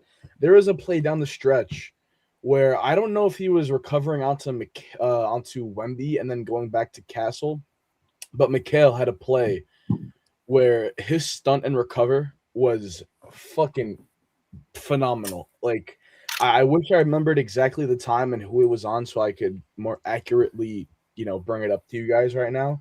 But I think it was with about 1 minute left. And when they get that kind of pop out to Wemby, Mikhail gets over there, and then they swing it around to the left wing, I believe it was, and Mikhail recovers. That's when you start getting fucking giddy, man, and you're like, we're fucking on you guys right now. We're gonna force you to put up some bullshit, and we're gonna get a fucking stop. Oh man, dude, I fucking can't believe that. I was breathing in and out of a fucking paper bag damn near for the entire fourth quarter. Dog, it felt like my heart was gonna like fucking rip out of my chest. That's how hard it was. I have no idea. I'm so happy I didn't I'm amazed at people that watch this in public. I'm going out for game 5. I don't know how I'm gonna do it. Yeah, I'm shut up, Tyrese. No, you're not. You're not allowed to. You have to stay in your fucking room. Wow. You're fucking locked in there. Fuck out of here. We'll slip you like we'll slip you some like vitamins and water. That's all you get. Don't worry, bro. Open up the fucking shades. You'll get some sunlight. You'll be fine. You're not fucking moving. Jordan like a plant. God damn. Tyrese gonna be photosynthesizing. Wait, can I just get want to watch history now? That's crazy. Jordan Bub said, Spurs got shook. The series is now ours for the taking. They ain't recovering this one. That's a gut shot that ends the fight. Next level that punch tonight. There was a lot of analogies being made there. Shout out to him. Mitch Johnson had a quote kind of related to that too. What did he say? He said something along the lines of like, like you're gonna feel the emotions of this, but they need to get ready to, get a win in a couple days. I gotta say, Bill Simmons a couple of days ago did a podcast, and he was like, "The Spurs might have like the 5 worst losses, like their 5 worst losses are worse than anybody's." And they just added another one. And at that time, I was like, "Bro, give me a break! Like, shut up, dude." You know what? And he actually went through them, and I was like, you know what? He might have a point here. And they're like, now they add another one today. It's like, God damn. The Podfather might still have it sometimes. Still got the fastball sometimes. Which were the games that he brought up? He brought up the Ray Allen shot, the Fisher shot, the Ray Allen shot. He brought up some like a George Gervin one from like '79 that I was like, sure, yeah, that's like. He brought up a Rod Strickland pay. Yeah, there's a Rod Strickland one. Shout out to Strickland. He brought up the Manu, and the Manu one. Those are the 5. The Manu one he fouls Dirk, and they go to overtime and they lose. This one will probably top all of them, honestly. A near 30-point game in the playoff in the finals, and you lose it. Yeah, I got to shout out Bobby. Podcasts are going to be great to listen to for the next like 3 to 4 days, guys. Like, it's great. Take we have it 2 all days in. off. Yeah, take it all in, guys. You get that YouTube clips, podcasts, like everything's going to be great the next couple days. So the only thing that can get me to turn off Iceman is just Pro Knicks podcast. That's all. You're still listening to that, man? You're still listening to Iceman, bro. I want better for you, man. I didn't listen to it once because I was like, "There's no way this is good," just based on how everybody was going crazy about it. It was like, no shot. This is good. No shot. Con, I want better for you, man. I want better for you. The Knicks are on, man. Come on. We listened for Monty Santana, and that was it. Shout out to Monty Santana. He wants better for me too. Jordan Bub says Spurs in the first half tonight, 158.3 offensive rating. Wow, they got the perfect quarterback rating. Congrats to them in the first half. 74.5 effective field goal percentage, and second half, 66.7 offensive rating, 24.4 effective field goal. Jesus, talk about a tale of two halves. That's fucking crazy. Yo, the tweets I'm seeing about Mitch Johnson, dog. Oh my. Brunson and OG are the first Knicks duo to each score 30 plus points in NBA Finals game. Wow, that's crazy considering we had Reed and Clyde. Yeah, you would have thought they would have at least done it once. I would have said Ewing and somebody, but Ewing's number 2 is. We were like, go out there with the Super Soaker as your number 2, man. That's your number 2. Yeah, I can't wait for Love Island tomorrow. It's gonna be the most low cortisol Love Island fucking reps. Yes. Every getting Melody Alcavilla. Let's go. Dude, we're getting sincere with goal, bro. Hell yes. In the first 4 games of their respective NBA finals, 95 for OG Anunoby through 4 games. That's wild. 83 for Jaylen Brown when he won the finals MVP. Wow. And the leverage in these games is completely different. The leverage is totally different. Celtics were chilling. Yeah, the Celtics were just beating the shit out of the Mavericks. Yeah. We got another super chat from Jeffrey Glenn. Tyrese, you can read this one. What do I do with my hand right now? So you know what you do. You know what you do. Where is it? I gotta make sure I find it. You get this, okay? You get this, and you lather that shit. You take it and you clap, right? And you just rub. You just rub until you get a good solid consistency. You rub until it disappears in your hands. And you just wow. Like, wow. Like, this I is don't even know happening live. Look. Bro, we're doing gooning tutorials on this live. This is how you masturbate, actually. Let a professional show you. Let a fucking professional show you. This is how we do it down in Texas. No, I'd get my cowboy boots if that was the case. You know. So, H22 U2J says Brunson finding his game offensively too. This shit means something to me, man. Yes. Look, they need yeah, but this is it's like it's like when they've needed certain things in this series, they've just had somebody step up and do it. And it's say what you want, but that's how you win a series like this. Like you have to, because it's we're definitely gonna clown Wemby and he deserves to be clowned on, but get this ring. Please get this ring, because this is the worst this fucking team's gonna be. The Spurs. This is the worst they're gonna be for the next however many years. So a lot of those guys are gonna be gone soon. A lot of these scrubs. Yeah, please close this out. Harrison Barnes, by the way, no minutes anymore. He's just we're good actually. Yeah, they were like, we don't actually need the 2016 stench that you brought on the court in game 1. His experience. He should share his experience with De'Aaron Fox. So you might want to stop shooting, actually. Once upon a time, the Cleveland Cavaliers once left me open for a whole series. H22 also says, wish I could see a reaction to that Hart miss dunk. No, you don't. Trust me, you don't want to see my reaction to Hart miss. I couldn't believe it. I was just when he went up though, I could as soon as he went up, I was like, what's he doing here? Is it this doesn't look like a dunk? It's so bizarre. I don't know. It was weird. He definitely wanted to dunk it, and then I think he realized he didn't get high enough. It was weird. Dude, that was literally what happened with the Ewing finger roll instead of a dunk bullshit. You're going to the cup, nobody's there, you get caught, you don't know what to fucking do. Is it not? He said he wanted. How? He took up early. That's what it was. Well, it was a little bit different because Ewing had 3 guys in the fucking paint. There's Josh Hart had a fucking runway. It's nobody in front of him. They're both guys who fucked up instead of going for a dunk, went for some bullshit. Right. I'm just gonna say we're not comparing Patrick Ewing to Josh Hart here. It's like we're just not gonna do that. I agree. We should Not not compare. We should not compare a better player to a worse. Josh Hart's gonna have a ring. Patrick Ewing doesn't have a ring. I know who's better. Congrats to Josh Hart on having a ring. Hopefully, we're not gonna compare to Patrick Ewing. Ace Bouchard asked, seriously, what was that final play by the Spurs? I loved it. I don't think they knew either. As much as you know, I think that's how much they know. Were they were trying to going get for a Wemby lob. Were they trying to were get trying Wemby to pop out though? They were trying to get Stephon Castle for the lob. So he got cute. I think that was the second option though. But it was also a bad pass by Dylan Harper.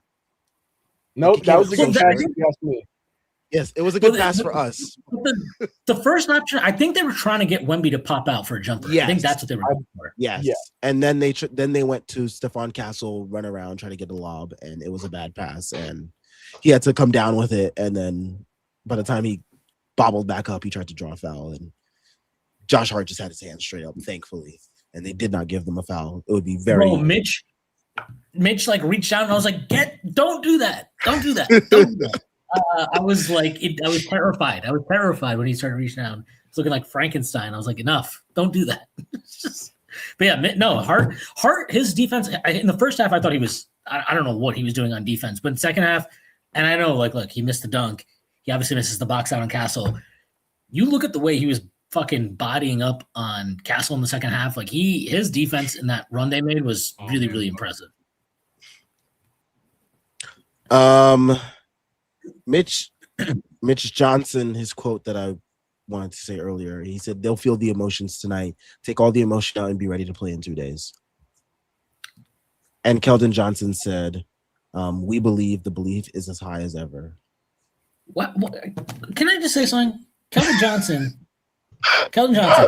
this guy played, just looking at it right now, he played 18 minutes tonight. He was 1 of 5 from the field, had two points, 2 points, 4 rebounds, 1 assist, -1. Like he -1 in a game that that you lose by 1 point is very funny, by the way. I just like he doesn't need to be saying anything. He should just shut the fuck up and let Wembanyama talk. Let Fox nobody should he let Wembanyama talk? Yes, because I actually would be curious to hear what Wembanyama said, because as much as we're going to clown on him, like Wembanyama is actually good at the sport of basketball, whereas Keldon Johnson is good at going to like fucking Popeyes. Like that's what Keldon Johnson's good at. He's good at like ordering food. He's good at snacks. You want like if you're high and you're like, man, what would be the perfect order? Hit up Keldon Johnson because he's gonna fucking know. But if you want to know anything about basketball, about like I don't need to hear about Keldon. Keldon Johnson should shut the fuck up. He is by far the worst. Please keep taking corner threes. Keldon Johnson. He is the worst 6th man of the year winner, like by far. Like there's no competition. Keldon Johnson, at times you're like, this guy's from the fucking G League. I cannot believe in an NBA player that's built like a fucking Aunt Jemima bottle. Like it's just not. Just like bro, you look at his jersey, you see the fucking rolls in his back. Just a fat fuck of a player. Keldon, dude, get the fucking pads, man. Get the fucking helmet. Fucking. I need to go be a lead blocker for fucking Rico Dottle. Yeah, you're gonna be a 3-tech, all right, and you're gonna stop the run. That's what's gonna happen. You're gonna fucking stop the run. So when you're muted. I think the Giants need like a nose tackle, right? So maybe Keldon can step in. No, dude. I don't want him over fucking who the fuck did we sign? The kid from Auburn? Bobby. It was Bobby something. I think his name is BJT is like his initials or some shit. Yeah. Not knowing his name on draft day. From Jordan Bub here, the Knicks are the first team in the play-by-play era that's since 1997 to win 3 NBA Finals games in a season after trailing in the final 2 minutes of regulation. Just absolutely. Just the cardiac Knicks, man. That's really what it is, man. It is. It's like, it really is. It's crazy. In the spirit of our good old friend Kemba Walker, we are the cardiac. Okay, not my Our good good friend. friend. Good friend. Not Hey, my good mortal enemy. Okay. Hey, look, we respect the 40-point game. Guys, remember the week of Kemba? Great week of Kemba. Dude, the week of Kemba is what got us here. Everything that we'd had. Honestly, it woke up this team to be like, you know what? We actually need a real point guard. No more this Kemba Walker, Alec Burks shit. It got us where we're at now. So, LTCR_27 says, my flight to New York City from the UK leaves tomorrow. Let's go Knicks. Yeah, man. hell yeah. It's awesome. Hell yeah, go to Superior European Just in country. time for the parade. Oh, there could Yep. probably be like parades all around the fucking world for this championship. It's gonna be so beautiful. Wait, was that from New York to the UK or from the UK to New York? From the UK UK to New York. Oh, you're gonna You're gonna have a grand old time. yes. You're gonna see the fucking iconic. get drunk on the flight. Exactly. What are they gonna do? Fucking kick you off? Exactly. No, that's the best part of international flights. You just get fucking lit. Yeah, get a fucking That's libation or two. And then you can see Kalashi's iconic green mic when you're on your way back down landing. Mikal Bridges on the halftime message. This is from Jordan Bub. During game 4, we've been here before. We've been down a lot before. You just got to take it one possession at a time. You can't get it back in one. I appreciate the fact that Mikal Bridges was asked this game, but he's the team emotional therapist, and that's why I respect him. We just have to understand that Mikal Bridges is never going to make sense. And once we accept that, it's very Then he'll easy make to just sense. Look, Bridges having like the game of his life in game 5 would be the least surprising thing to me, by the way. It would be like, oh yeah, of course he did that. Yeah, like, oh yeah, that makes sense because it doesn't make any fucking sense. That tracks. like Jose Alvarado and Mikal Bridges Magnaball to steal the championship. Dude, let's get weird. Jose Alvarado Ariel Magnaball. Huckporty Magnaball. 2 of 2 from the line. Oh shit. Also, I need Huckporty to come in and give another elbow. We're just gonna give Wemby an elbow every game now. Like, let's do this shit. Make him get a flagrant. Fuck it. What are they gonna do? Kick him out? Exactly. ZMR3352 says, no clue how I'll sleep. I have no clue. Same, man. Same. I'm You- gonna be watching YouTube clips for the rest of the night, man. If you need the instructions again, I got y'all. Don't worry. All right, man. That doesn't help you sleep, by the way. No comment. Yo, this guy's using that as melatonin. Okay, as you can tell, I am clearly intoxicated. Jordan Bob says, the 29-point comeback is also the Knicks' largest comeback in the play-by-play era. Regular season of playoffs prior to tonight. They were 0 of 146 and trailing by 29 plus at any Jesus point in the game. Christ, dog. That's crazy. Dude. It's literally the for greatest MVP. comeback ever. Yeah. RR for MVP 123 says, Mitch, that's my dog. No, man, Mitch, we needed that. That was, again, I don't know what was said at halftime. I don't know what anybody said to him on the sideline. Mikal just told you. Yeah, that's Mikel's like that's his like PR version of whatever happened at halftime. But man, that Mitch Robinson in that fourth quarter and at various points that was even at the end of the third quarter. There were people in the Discord, we were in the chat, there were people like, I would get Cat back on. And I was like, I don't know, like I liked the way he was playing that third quarter. I thought his screening for Brunson was really good. Brunson was getting loose going downhill. And I thought Mitch's screening was a big part of that. So like I was happy to leave him on. I thought he closed the third quarter well. I thought he started the fourth quarter well. Like he was really good in that stretch. And they needed him to be good because, again, whatever the fuck he's been doing, whatever he did basically for 3.5 games was atrocious for the most part, aside from like 2 good possessions on Wemby at the end of game 2. But yeah, like he did what he was a part of the comeback too. He deserves a lot of credit because the hardest thing to do in a game, is what he did, where it's like you don't have it, you're terrible, you're really fucking up, and to like dig deep and find something, anything, whatever it is, to give your team, that's all you can ask for. So he deserves a lot of credit. And if you're going to criticize him, and I have criticized him a lot in these last two series, especially after Game 3, you got to give him the credit for tonight. He was great down the stretch, and Nice. Again, he did it on a night. Yeah, and he did it on a night where he started out like terribly.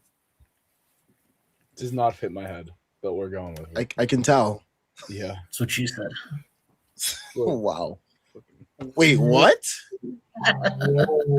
What the fuck? Well, am I drinking or are you? Jesus Christ. I am. Everyone is. Hope we all are. Hopefully everybody is. Unfortunately, I have to go to work early in the morning, so yeah. And just drink coffee in the morning, it'll be fine. Anashe Maparanga says Jose Alvarado is the greatest Puerto Rican that graced this planet. He's up there. I mean, Yeah, it's like Jose Alvarado, Carlos Beltran, and Bad Bunny. 1, 2, 3. Also, just to go back to the drinking thing, dude. Let's fucking grow up, all right? Let's do a bump in the morning. Fucking wake up. Excuse me. I'm just saying. Jesus Christ. I think Con's right. Con has the right. He's saying that there are many drugs in the world, and we can use all of them to balance ourselves out. I mean, Okay, but like do the bump after we win the finals. Do it throughout, maybe even. Are you, Tyrese? What the fuck? Why are you like policing the fucking Game 4 win right now? Why am I my fault? Guy moved to Texas, and now he's like all about. He's like a DEA agent. Yeah, you fucking love to appeal to authority and shit now. Like, dude, get drunk. All right. Maybe you don't even want to go to sleep. Maybe just do the bump and then go to work tomorrow. Maybe you don't even sleep. Jesus. We've all been there. I mean, what could go wrong? Take a bump, go teach your kids all the wonders of math. Yeah, science. no, I'm not getting arrested. Honestly, no. Yeah. You know what? You're convincing me. Schwinn, I assume you wanted to read this quote. Yeah. Barkley's in shock that Darren Fox to the layup with 10 seconds left. That was a dumbass play. I can't wait to watch the Inside the NBA thing after the game, because I know Charles Barkley's just going to be like, he's so dumbfounded. Dog, apparently during Mitch Johnson's like media availability after the game, you could hear like Knicks fans celebrating loud as shit in the background. He's trying to answer questions. I also was gonna say apparently Knicks fans threw shit at Wemby as he's leaving the arena. Good. Fuck him. Oh man. The thing is, like, Wemby probably doesn't even. He's probably like fine with it. Like, this guy played in Europe, man. You know what they do in Europe? Come on. They're fucking I know, but I don't know if Tyrese and Sam know. I know what they do in Europe. No, hold on. Why would Tyrese and Sam not know? Is there something? I don't know if they follow European. Are we not as cultured? Are we not as cultured because of our skin? Look, y'all realize we were colonized, right? There's a lot of culture jokes that can be made my way, right? The European basketball culture is one that I know very well. You're just out here grinding your basket tape. They light up fireworks in those motherfucking arenas, bro. And that's why it's always very funny to me when people are like these Knicks fans are going crazy. I'm like, yeah, I mean, like, you should probably like check out what happens in like Eastern Europe, dude. Yeah, like, go to Old Trafford. You'll see some real shit. Yeah. You'll see some fucking there. Mike Brown. Have you ever seen fucking Rashford miss a header? Like, that's real shit. That's real struggle. Yeah. Well, hopefully we don't get to see it next year. Mike Brown on the play of Jalen Brunson in Game 4. Jalen Brunson, he's an MVP candidate. He does what MVP is supposed to do, and he did it again tonight. He was awesome. Kofi Amankwa says you can take the player to Sacramento, but you can't take the Sacramento out of the player. Nice work by Darren Fox, dude, getting clowned by Spurs Twitter. It's bad, man. Also, Spurs Twitter. I did not realize Spurs Twitter was like this. Incredibly insecure. They're so bad. And overweight. And they act like they played on all 5 championship teams. Yeah, that's the way they talk. They talk like condescendingly towards people. It's like they were out there with Tim Duncan. They were like out there in those battles. It's like, no, you weren't. You were on your couch with a cup full of churros, scarfing them down. You weren't even alive. You're 16 years old. Like, shut up. You're 16 years old and you have cankles. Like, Yeah. like that's the problem with Spurs Twitter.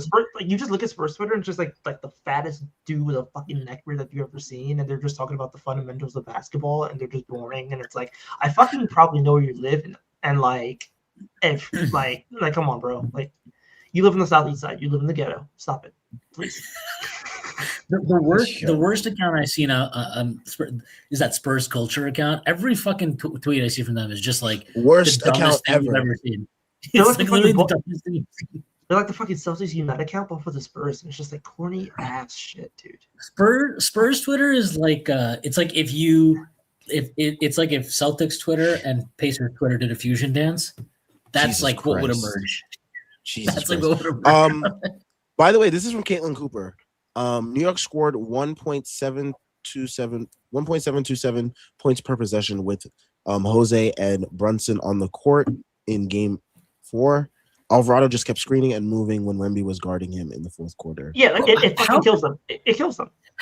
How much more evidence do we need? I'm gonna become the Joker if we just don't do this.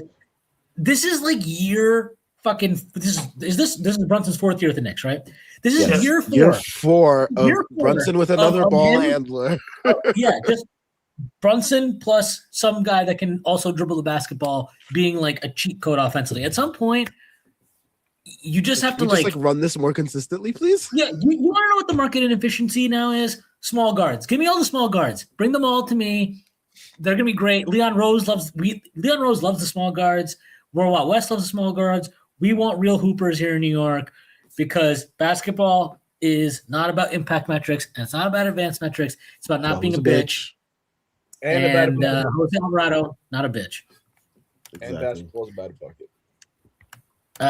HB Greg, thank you for the super chat. He says, I hate that string bean French loser, New York, F France, F Mbappe. They'll both be in the same vicinity in quite some time. And they'll both be choking. So this is an interesting thing. Hopefully we just ended in Game 5. But if it does come back to New York for Game 6, that same day, earlier in the day, France plays in the Meadowlands. And then the Knicks play. Hectic day. So it might be the worst. It might be the worst day in French history since the death of Napoleon, and I'm looking forward to it. Yo, I don't think the death of Napoleon was the worst day. It was when he got exiled. That was probably the worst part. But HB Greg says Vince Staples, get your ass off the court. It's that part. It's like Vince Staples' my favorite rapper, and I have to fucking look at Kelton Johnson, Beast Burgess' name. I really don't like this shit. Did you notice there was one play in, I think it was like the fourth quarter, Wemby tapped out like an offensive rebound, and it went towards the sideline, and I don't know who it was. Somebody on the sideline just grabbed the ball. Caught the ball, yeah. Caught the ball. And I was like, in my head, I was like, I don't remember. I think it might have been Champagne, whoever it was. There's a Spurs player going after it, and I was like, they might have been able to save that one, actually. So shout out the crowd again. Good job, guys. Good job by the crowd. Can we box score routes really quick? Just one thing. Yeah. So Victor Wembanyama, who apparently was in Mitch Robinson's head tonight, under 40% from three, under 40% from the floor, 25% from three, 4 of 7 from the line with obviously the 2 missed free throws. Huge missed free throws. How you fucking sucked, kid. Dog, that choke is on his record forever, bro. When he missed that first free throw, I knew he was gonna miss the second one because that first one looked like shit. Like it left his hands. I was like, "Yo, that is fucking ass." And if I remember correctly, he finished 9 of 25. He started off in that first quarter 5 of 7 from the field. So if you do the math, this guy went 4 of 14, 4 of 18 the rest of the way. Yeah, no, he was bad. 4 of 4 of 18. The math is great job. Great job, Con. Dude, I'm very impressed. It doesn't matter that I had 8 concussions. Doesn't matter. It's one of your good days. Today's one of your good days. And you know what else math I like? You know what else I like with the numbers? 3-1. That's what I like. 3-1, baby. 3-1's good. Mike Brown says this. Last person I'm going to talk about is Jose Alvarado. Some applause broke out of the room. I know some of you guys can't because you're in the media, but I'm a fucking clap for Jose. Sorry, Mom. Dog, this guy and his mom and his cursing, man. Hey, Mike Brown's a wholesome fellow. Okay, does it for the kids. Listen, I understand. I wouldn't be cussing in front of my parents, but Yeah. Who do you think was more pissed that the Spurs blew this game? Mitchell Johnson, Victor Wembanyama, or Tom Thibodeau? Tom Thibodeau. Tom Thibodeau was like, why are you playing two guards together? Fuck are you doing? He almost had it. He probably was celebrating when we played Brunson and Jose together. This can't work. There's no way. He's like, oh, they're gonna get smoked. We've got it in the bag. Who the fuck's we? Yo. And then he put on his fucking Knicks warm up after the game, and he's like, "Oh, he did it." Okay. So this answers my question, about if we were the only team to ever have multiple 10-point comebacks in the NBA Finals. I'm trying to think. So they must have done all those three at home, because I think Game 6 they were just pretty comfortable the entire way. Miami. So yeah, Jordan Bubb brings up the Knicks joined the 2006 Heat as the only teams in the play-by-play era to have 10 plus point comeback wins in the NBA Finals. Yeah, it's a rare feat. Like, teams just don't do that. It's the NBA Finals for a reason. It's hard to do shit like that. Dude, the fucking balls on this team are fucking special. There's no other way to say it. Like, all the 20-point comebacks, the 3 10-point comebacks right now, the 30-point comeback tonight, dude. Like, this team has leaders everywhere. Every time you're ready, you're like, but they're, stick a fork in them. They're done. They're like, nope, not so fast, not so fast. Every time hold it right there. Yeah, they're like walking the plank, and then I don't know how many of you guys are big Star Wars fans like me, but they do like the Luke Skywalker fucking jump back onto the ship, and they just start fucking shit up. I don't know if anybody gets that over here besides me, but yes. Return of the Jedi. Yeah, I got you. Thank you. Star Trek better. This is from Jordan Bubb. Josh Hart says this is probably the second best basketball night of his life. Wow. I won a national championship in 2016. Jalen and Mikal will probably remind you that they have 2. That night is definitely number 1. Well, I mean, Josh Hart, in a couple days or so. Yo, Charles Barkley. I have to find these clips, dog. Yo. Charles Barkley on the Spurs collapse from 29 points up. We saw the dumbest basketball team in the history of civilization. Charles Barkley off the GLP is such a good character, man. What a guy. Can we extend Chuck? Extend? No, he has like 6 or 7 more years on his contract, bro. That's all all. the comments about him about this Cardi D comment. Yeah, exactly. Between this and Cardi D, he's been on fire. We're getting fired anyway, Ernie. Fuck it. What did he say? Ain't no bees. Yeah, bees or some shit like that. This show's crazy.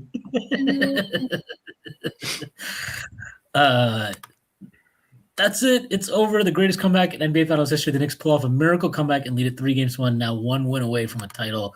Mike Breen with emotion in his voice as the Knicks come back from down 29. I got chills as you read it, as I was hearing Mike Breen say it in my head. I don't know how Mike Breen does it. Like, if you were, I would be like game bawling courtside. But like, if you just listen to the game as a neutral, you could never tell that he's like a lifelong Knicks fan. Yeah, no, he does a really great job of being objective, sometimes to an annoyance. Yeah, he wasn't a cop today. He was worried about the fucking. But Richard Jefferson was. He was like when Cap faced up Keldon on that drive. Like, he was like, you can't do that there. You got to be careful with the fouls. And as he was watching the replay, he was like, oh, that's my mistake. Cat actually did a really good job of walling him up there. It's like, shut the fuck up, man. But I'm not gonna lie, Jefferson's kind of he's been like pro Knicks on this like run, man. He's been a little. He has. But he pissed me off that part of tonight. Tonight though, like up until the 4th quarter, he was being a fucking bitch. They were like, I wouldn't say there was like maybe 4 outbursts that I had at the TV. Only 4? No, because of Richard Jefferson. 4 Because of Jefferson. yes. When they overturned the call on Cat, he was saying some shit. And you guys talked about that play already, by the way, right? Which one? Which one? Cat overturn where he ended up getting an offensive Oh, foul. God. So, Yeah, we briefly touched upon it, but we didn't really fully get into it. What I don't get about that is like when he actually hooked him, that was after Wembanyama had like had his arms all over him. In his and then face.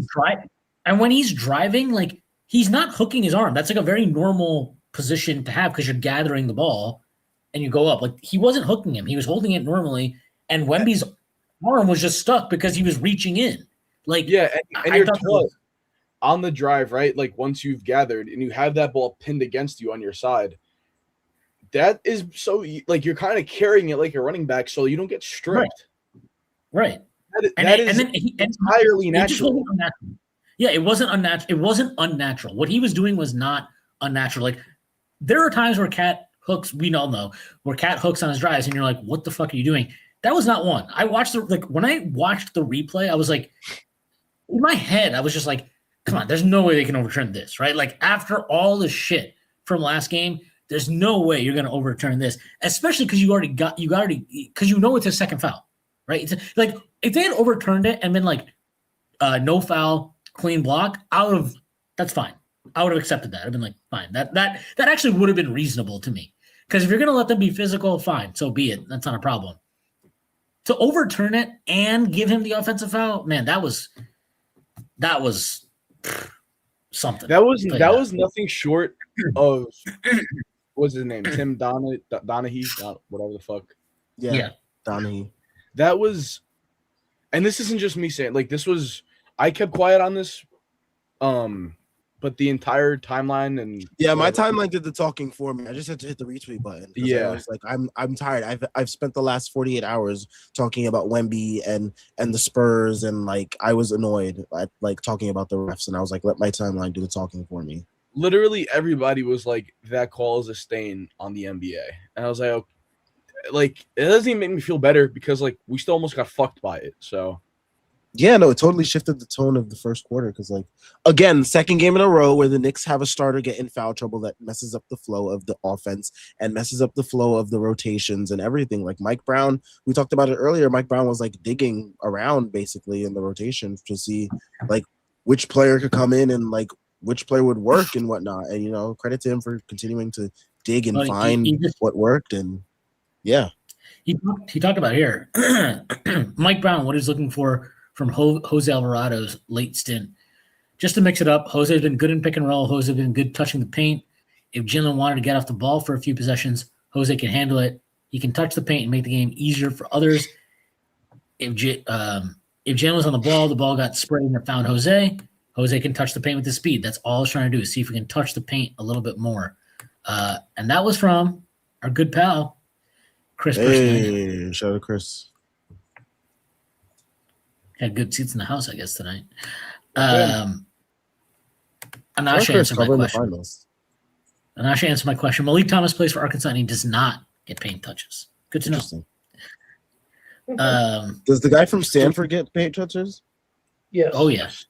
Yeah. We're not going to get him, but yes. Unfortunately, yeah, I feel like he's probably a little bit out of our range. Just saying keep an eye on Malik Thomas. Keep an eye on Malik Thomas. Is that a if we win the championship, worldwide West? Is that trade all of our picks? Trade all of our picks for Morris Johnson. That's what we're doing. That's the plan. Schwinn, did you say that because of the connection between Worldwide West and Calipari? I don't know. I'm just saying what I'm saying. Crush Versiniainen also has this. This is a quote from Mike Brown. Coming from 29 down, 27 down, whatever it is, it gives you the confidence to know, okay, we're never out of a game. This is also from Chris. This is Carl the Town's quote. Anyone knows you want to make in this city, you got to get it out the mud. Yep. Facts. Yep. Facts. ZMR33522 says Mike Brown doesn't really call timeouts either. Yeah, because the Knicks were making a run. This team has its momentum. Yeah. It's like, why would you kill it? He called a bunch in the first half. He was like trying desperately to like do anything And like get those guys rallied. This is pretty funny. Mike Brown says he told his players they had to freestyle given size of deficit. We got to play faster, so we're not going to be able to call any plays. Brown says he told the locker room at halftime. He was just like, "Yo, I'm going to drop just drop some bars on here, make it happen." Yeah, this is shoot them bitches. That's what he said. Yeah, Knicks have rallied from double digits down to beat the Spurs 5 times this season, including the NBA Cup. The only other team in play-by-play era to do that versus one opponent in a season. 2024-25 Pacers versus the Cavs. 2023-24 Knicks versus the 76ers. And 2019. Daniel Berry Sports Highlight says, "Hi guys, happy Wednesday." Hey man, happy Wednesday. Happy Thursday. Actually, it's a It is Thursday. Thursday. Yeah. It is Thursday. Yep. Yeah. Sorry, I'm just trying to get through as many of these as we can. We got a lot, but probably gonna have to wrap up here in a little bit because Sam has work and he's not going to do cocaine in the morning to power through it. I'm sorry. For whatever reason. You should be. Yeah. Soft. Coward. You wouldn't TFD survive in Connor. the more physical 90s. TFD Connor says, as a Raptors fan, I'm shedding a thug tear for OG. Thanks for the Kawhi regen. Thanks for taking Seriously. RJ Barrett from us. Literally. Saved our bitch ass lives. Keeping it going. Ariel Suarez says, we chipped Wemby every play like a tight end on an edge rusher. Yes. We absolutely did. They made some good contact with it. We did, but the problem was like Clarkson, they put him in, and there's one play in the second half where like, or it was the first half. It was like Cornette was in and not Wemby, and Cornette was going to the rim, and Clarkson chipped in like he was Wemby. I'm like, dude, no, like you don't. That one, We don't need to do that to him. They don't need to do that. If Cornette catches a lob and finishes it, you just tip your cap and move on. Yeah. All right. Hold on. Oh. All right. Mitchell Robinson was asked when the Knicks started believing they could pull off their game for a comeback. We always believe in ourselves, the NBA. We're playing against other pros. It ain't like we just out there doing whatever. I don't know. Kind of seemed like it in that first half, especially from him. Mike Brown says the opposite. He says that actually that was his advice. His advice was telling you guys do whatever you want. Oh, here's a Wemby quote. Thoughts after the loss from Wemby. Can't explain it right now. It's just execution, greediness of some sort. What We the fuck are clearly you weren't- talking about, bro? We clearly weren't the most hungry in the second half. Their inability to just be like, We lost. The Knicks Like, are better. or just like, hey, like, the Knicks took it from us. Like any type of like credit given Credit to to the the opponent is Knicks. very Nope. funny. Nope. It's always about them, what they Where? didn't do. Where the fuck did he get greedy in it? What the fuck is he talking about? I think he's trying to say that they weren't greedy enough to want the win. But, Okay, but how are they greedy? But like they're fucking start. Like, what the fuck? Like everything he says is an Okay. oxymoron. How, He's trying- he's trying in the too most hard. European way possible, he had to say it. The most European way possible. Greediness of some sort. the European mind, Fuck up. the European mind can't comprehend. No. We got another entry into athletes say the dumbest thing around women announcers they find attractive. Oh, from you want to Stephon talk about Castle Stephon saying- Castle saying they're going to win 3 straight? That was his John Moran Jalen moment. Brown, or his Jalen Brown, fine. I'm going to win 8 championships or some shit. I'm fine in the West. Yeah, not a good look, Stephon Castle. I get being confident, but 3 straight? You could have just said that we're going to win the series. That would have been a little bit more, reasonable there. Question: you just hit the game-winning shot at NBA Finals game in front of your home crowd. How does that feel? OG Anunoby, It feels cool. I mean, everyone's pretty excited. I'm excited too. Dog, seeing him like say it in the clip is like hilarious. It's like the classic OG moment. Congrats, Jalen. Yeah. Full quote from Jalen Brunson during his interview on Inside the NBA. One word that captures it all is just believe. Believe in each other. Believe in the process. Chipping away one possession at a time. It wasn't going to be one play that would get us back. Just keep hitting singles. Guess they worked the count tonight, right? They did a good job manufacturing runs, advancing runners in scoring position. Khan's favorite player, Carmelo Anthony. The Knicks ain't quit. This got to be one of the greatest games, one of the greatest comebacks ever in the history of the NBA. And to see how they did it, they never gave up. They was down 20-30, and they fought back piece by piece by piece.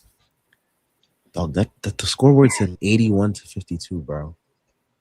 81-52. Yep. Jordan Bug. This is a quote from Josh Hart. It's neat. We got to go finish the job. Josh Hart being part of the greatest comeback in NBA history as the Knicks go up 3-1 in the NBA Finals. Yeah. I think we're good. We're good. Yeah. Yeah. Nemo says, I'm ready to trade a Wemby defeat for a win versus the Netherlands. I will do that. I will take that. Yeah. And just read this. Tune Coop Miners from that MLK Day disgrace versus Dallas at MSG to this. Man, I can't believe we are this close. Oh, that game was so bad. So embarrassing. National TV. It's that Mavericks team. The Cooper Flag led Mavericks. Yeah. So to be here now is if there's a number one overall pick that I want to build with in the NBA right now, it's not Victor Wembanyama. It's the white boy in Dallas. Wow, shocking coming from you. Yeah. Not Carl Anthony Towns. Brandon Aubrey, yeah, the white boy in Dallas. Yeah, the white boy, the white boy in Dallas, Brandon Aubrey. Yeah. It's not all right. So not Dak Prescott. Interesting. No, not Dak. Well, he's not white. He's MAGA pretty much. So I'm just giving that. Big fan of the policemen's union. Yeah, that is true. He is a big fan of the police. Before we leave, Tyrese. Yes. This is an A and B conversation. The other two will not enjoy it. Sincere with Soul. Racist. Yes. Okay. Kenzie with Caleb. Kenzie with Caleb. Yes, and then you have fucking. Sorry to Gabe. everyone watching. If you have Gabe with still Jeff. here. Yeah, I think that's gonna happen. But it's gonna it has to happen by default. All right. Yeah. You guys continue this conversation offline, okay? Because they can't take away Kata from Zach. I'm just rocking with that one a little bit too hard. I love me the New Hampshire Grim Reaper. Yep. Shout out to everyone that tuned in. There will be a post-game show after Game 5. I will not be on it, unfortunately, but I will make sure that there's a link up and there will be people here. Not me. Talk you guys through the outcome of that game. Hopefully, we are all celebrating a Knicks championship on Saturday night. Yeah. Make sure you guys check all the links in the description. I am still processing this game, this win. Absolutely remarkable feat that this team accomplished. I will be in bed watching clips and listening to podcasts before I fall asleep, basking in this Knicks victory. Hopefully all of you are as well. Enjoy the next 2 days off with no Knicks basketball. Low cortisol days, guys. Low cortisol days. But yeah, we'll catch you guys in the next Run.down. Thank you for tuning in. Peace.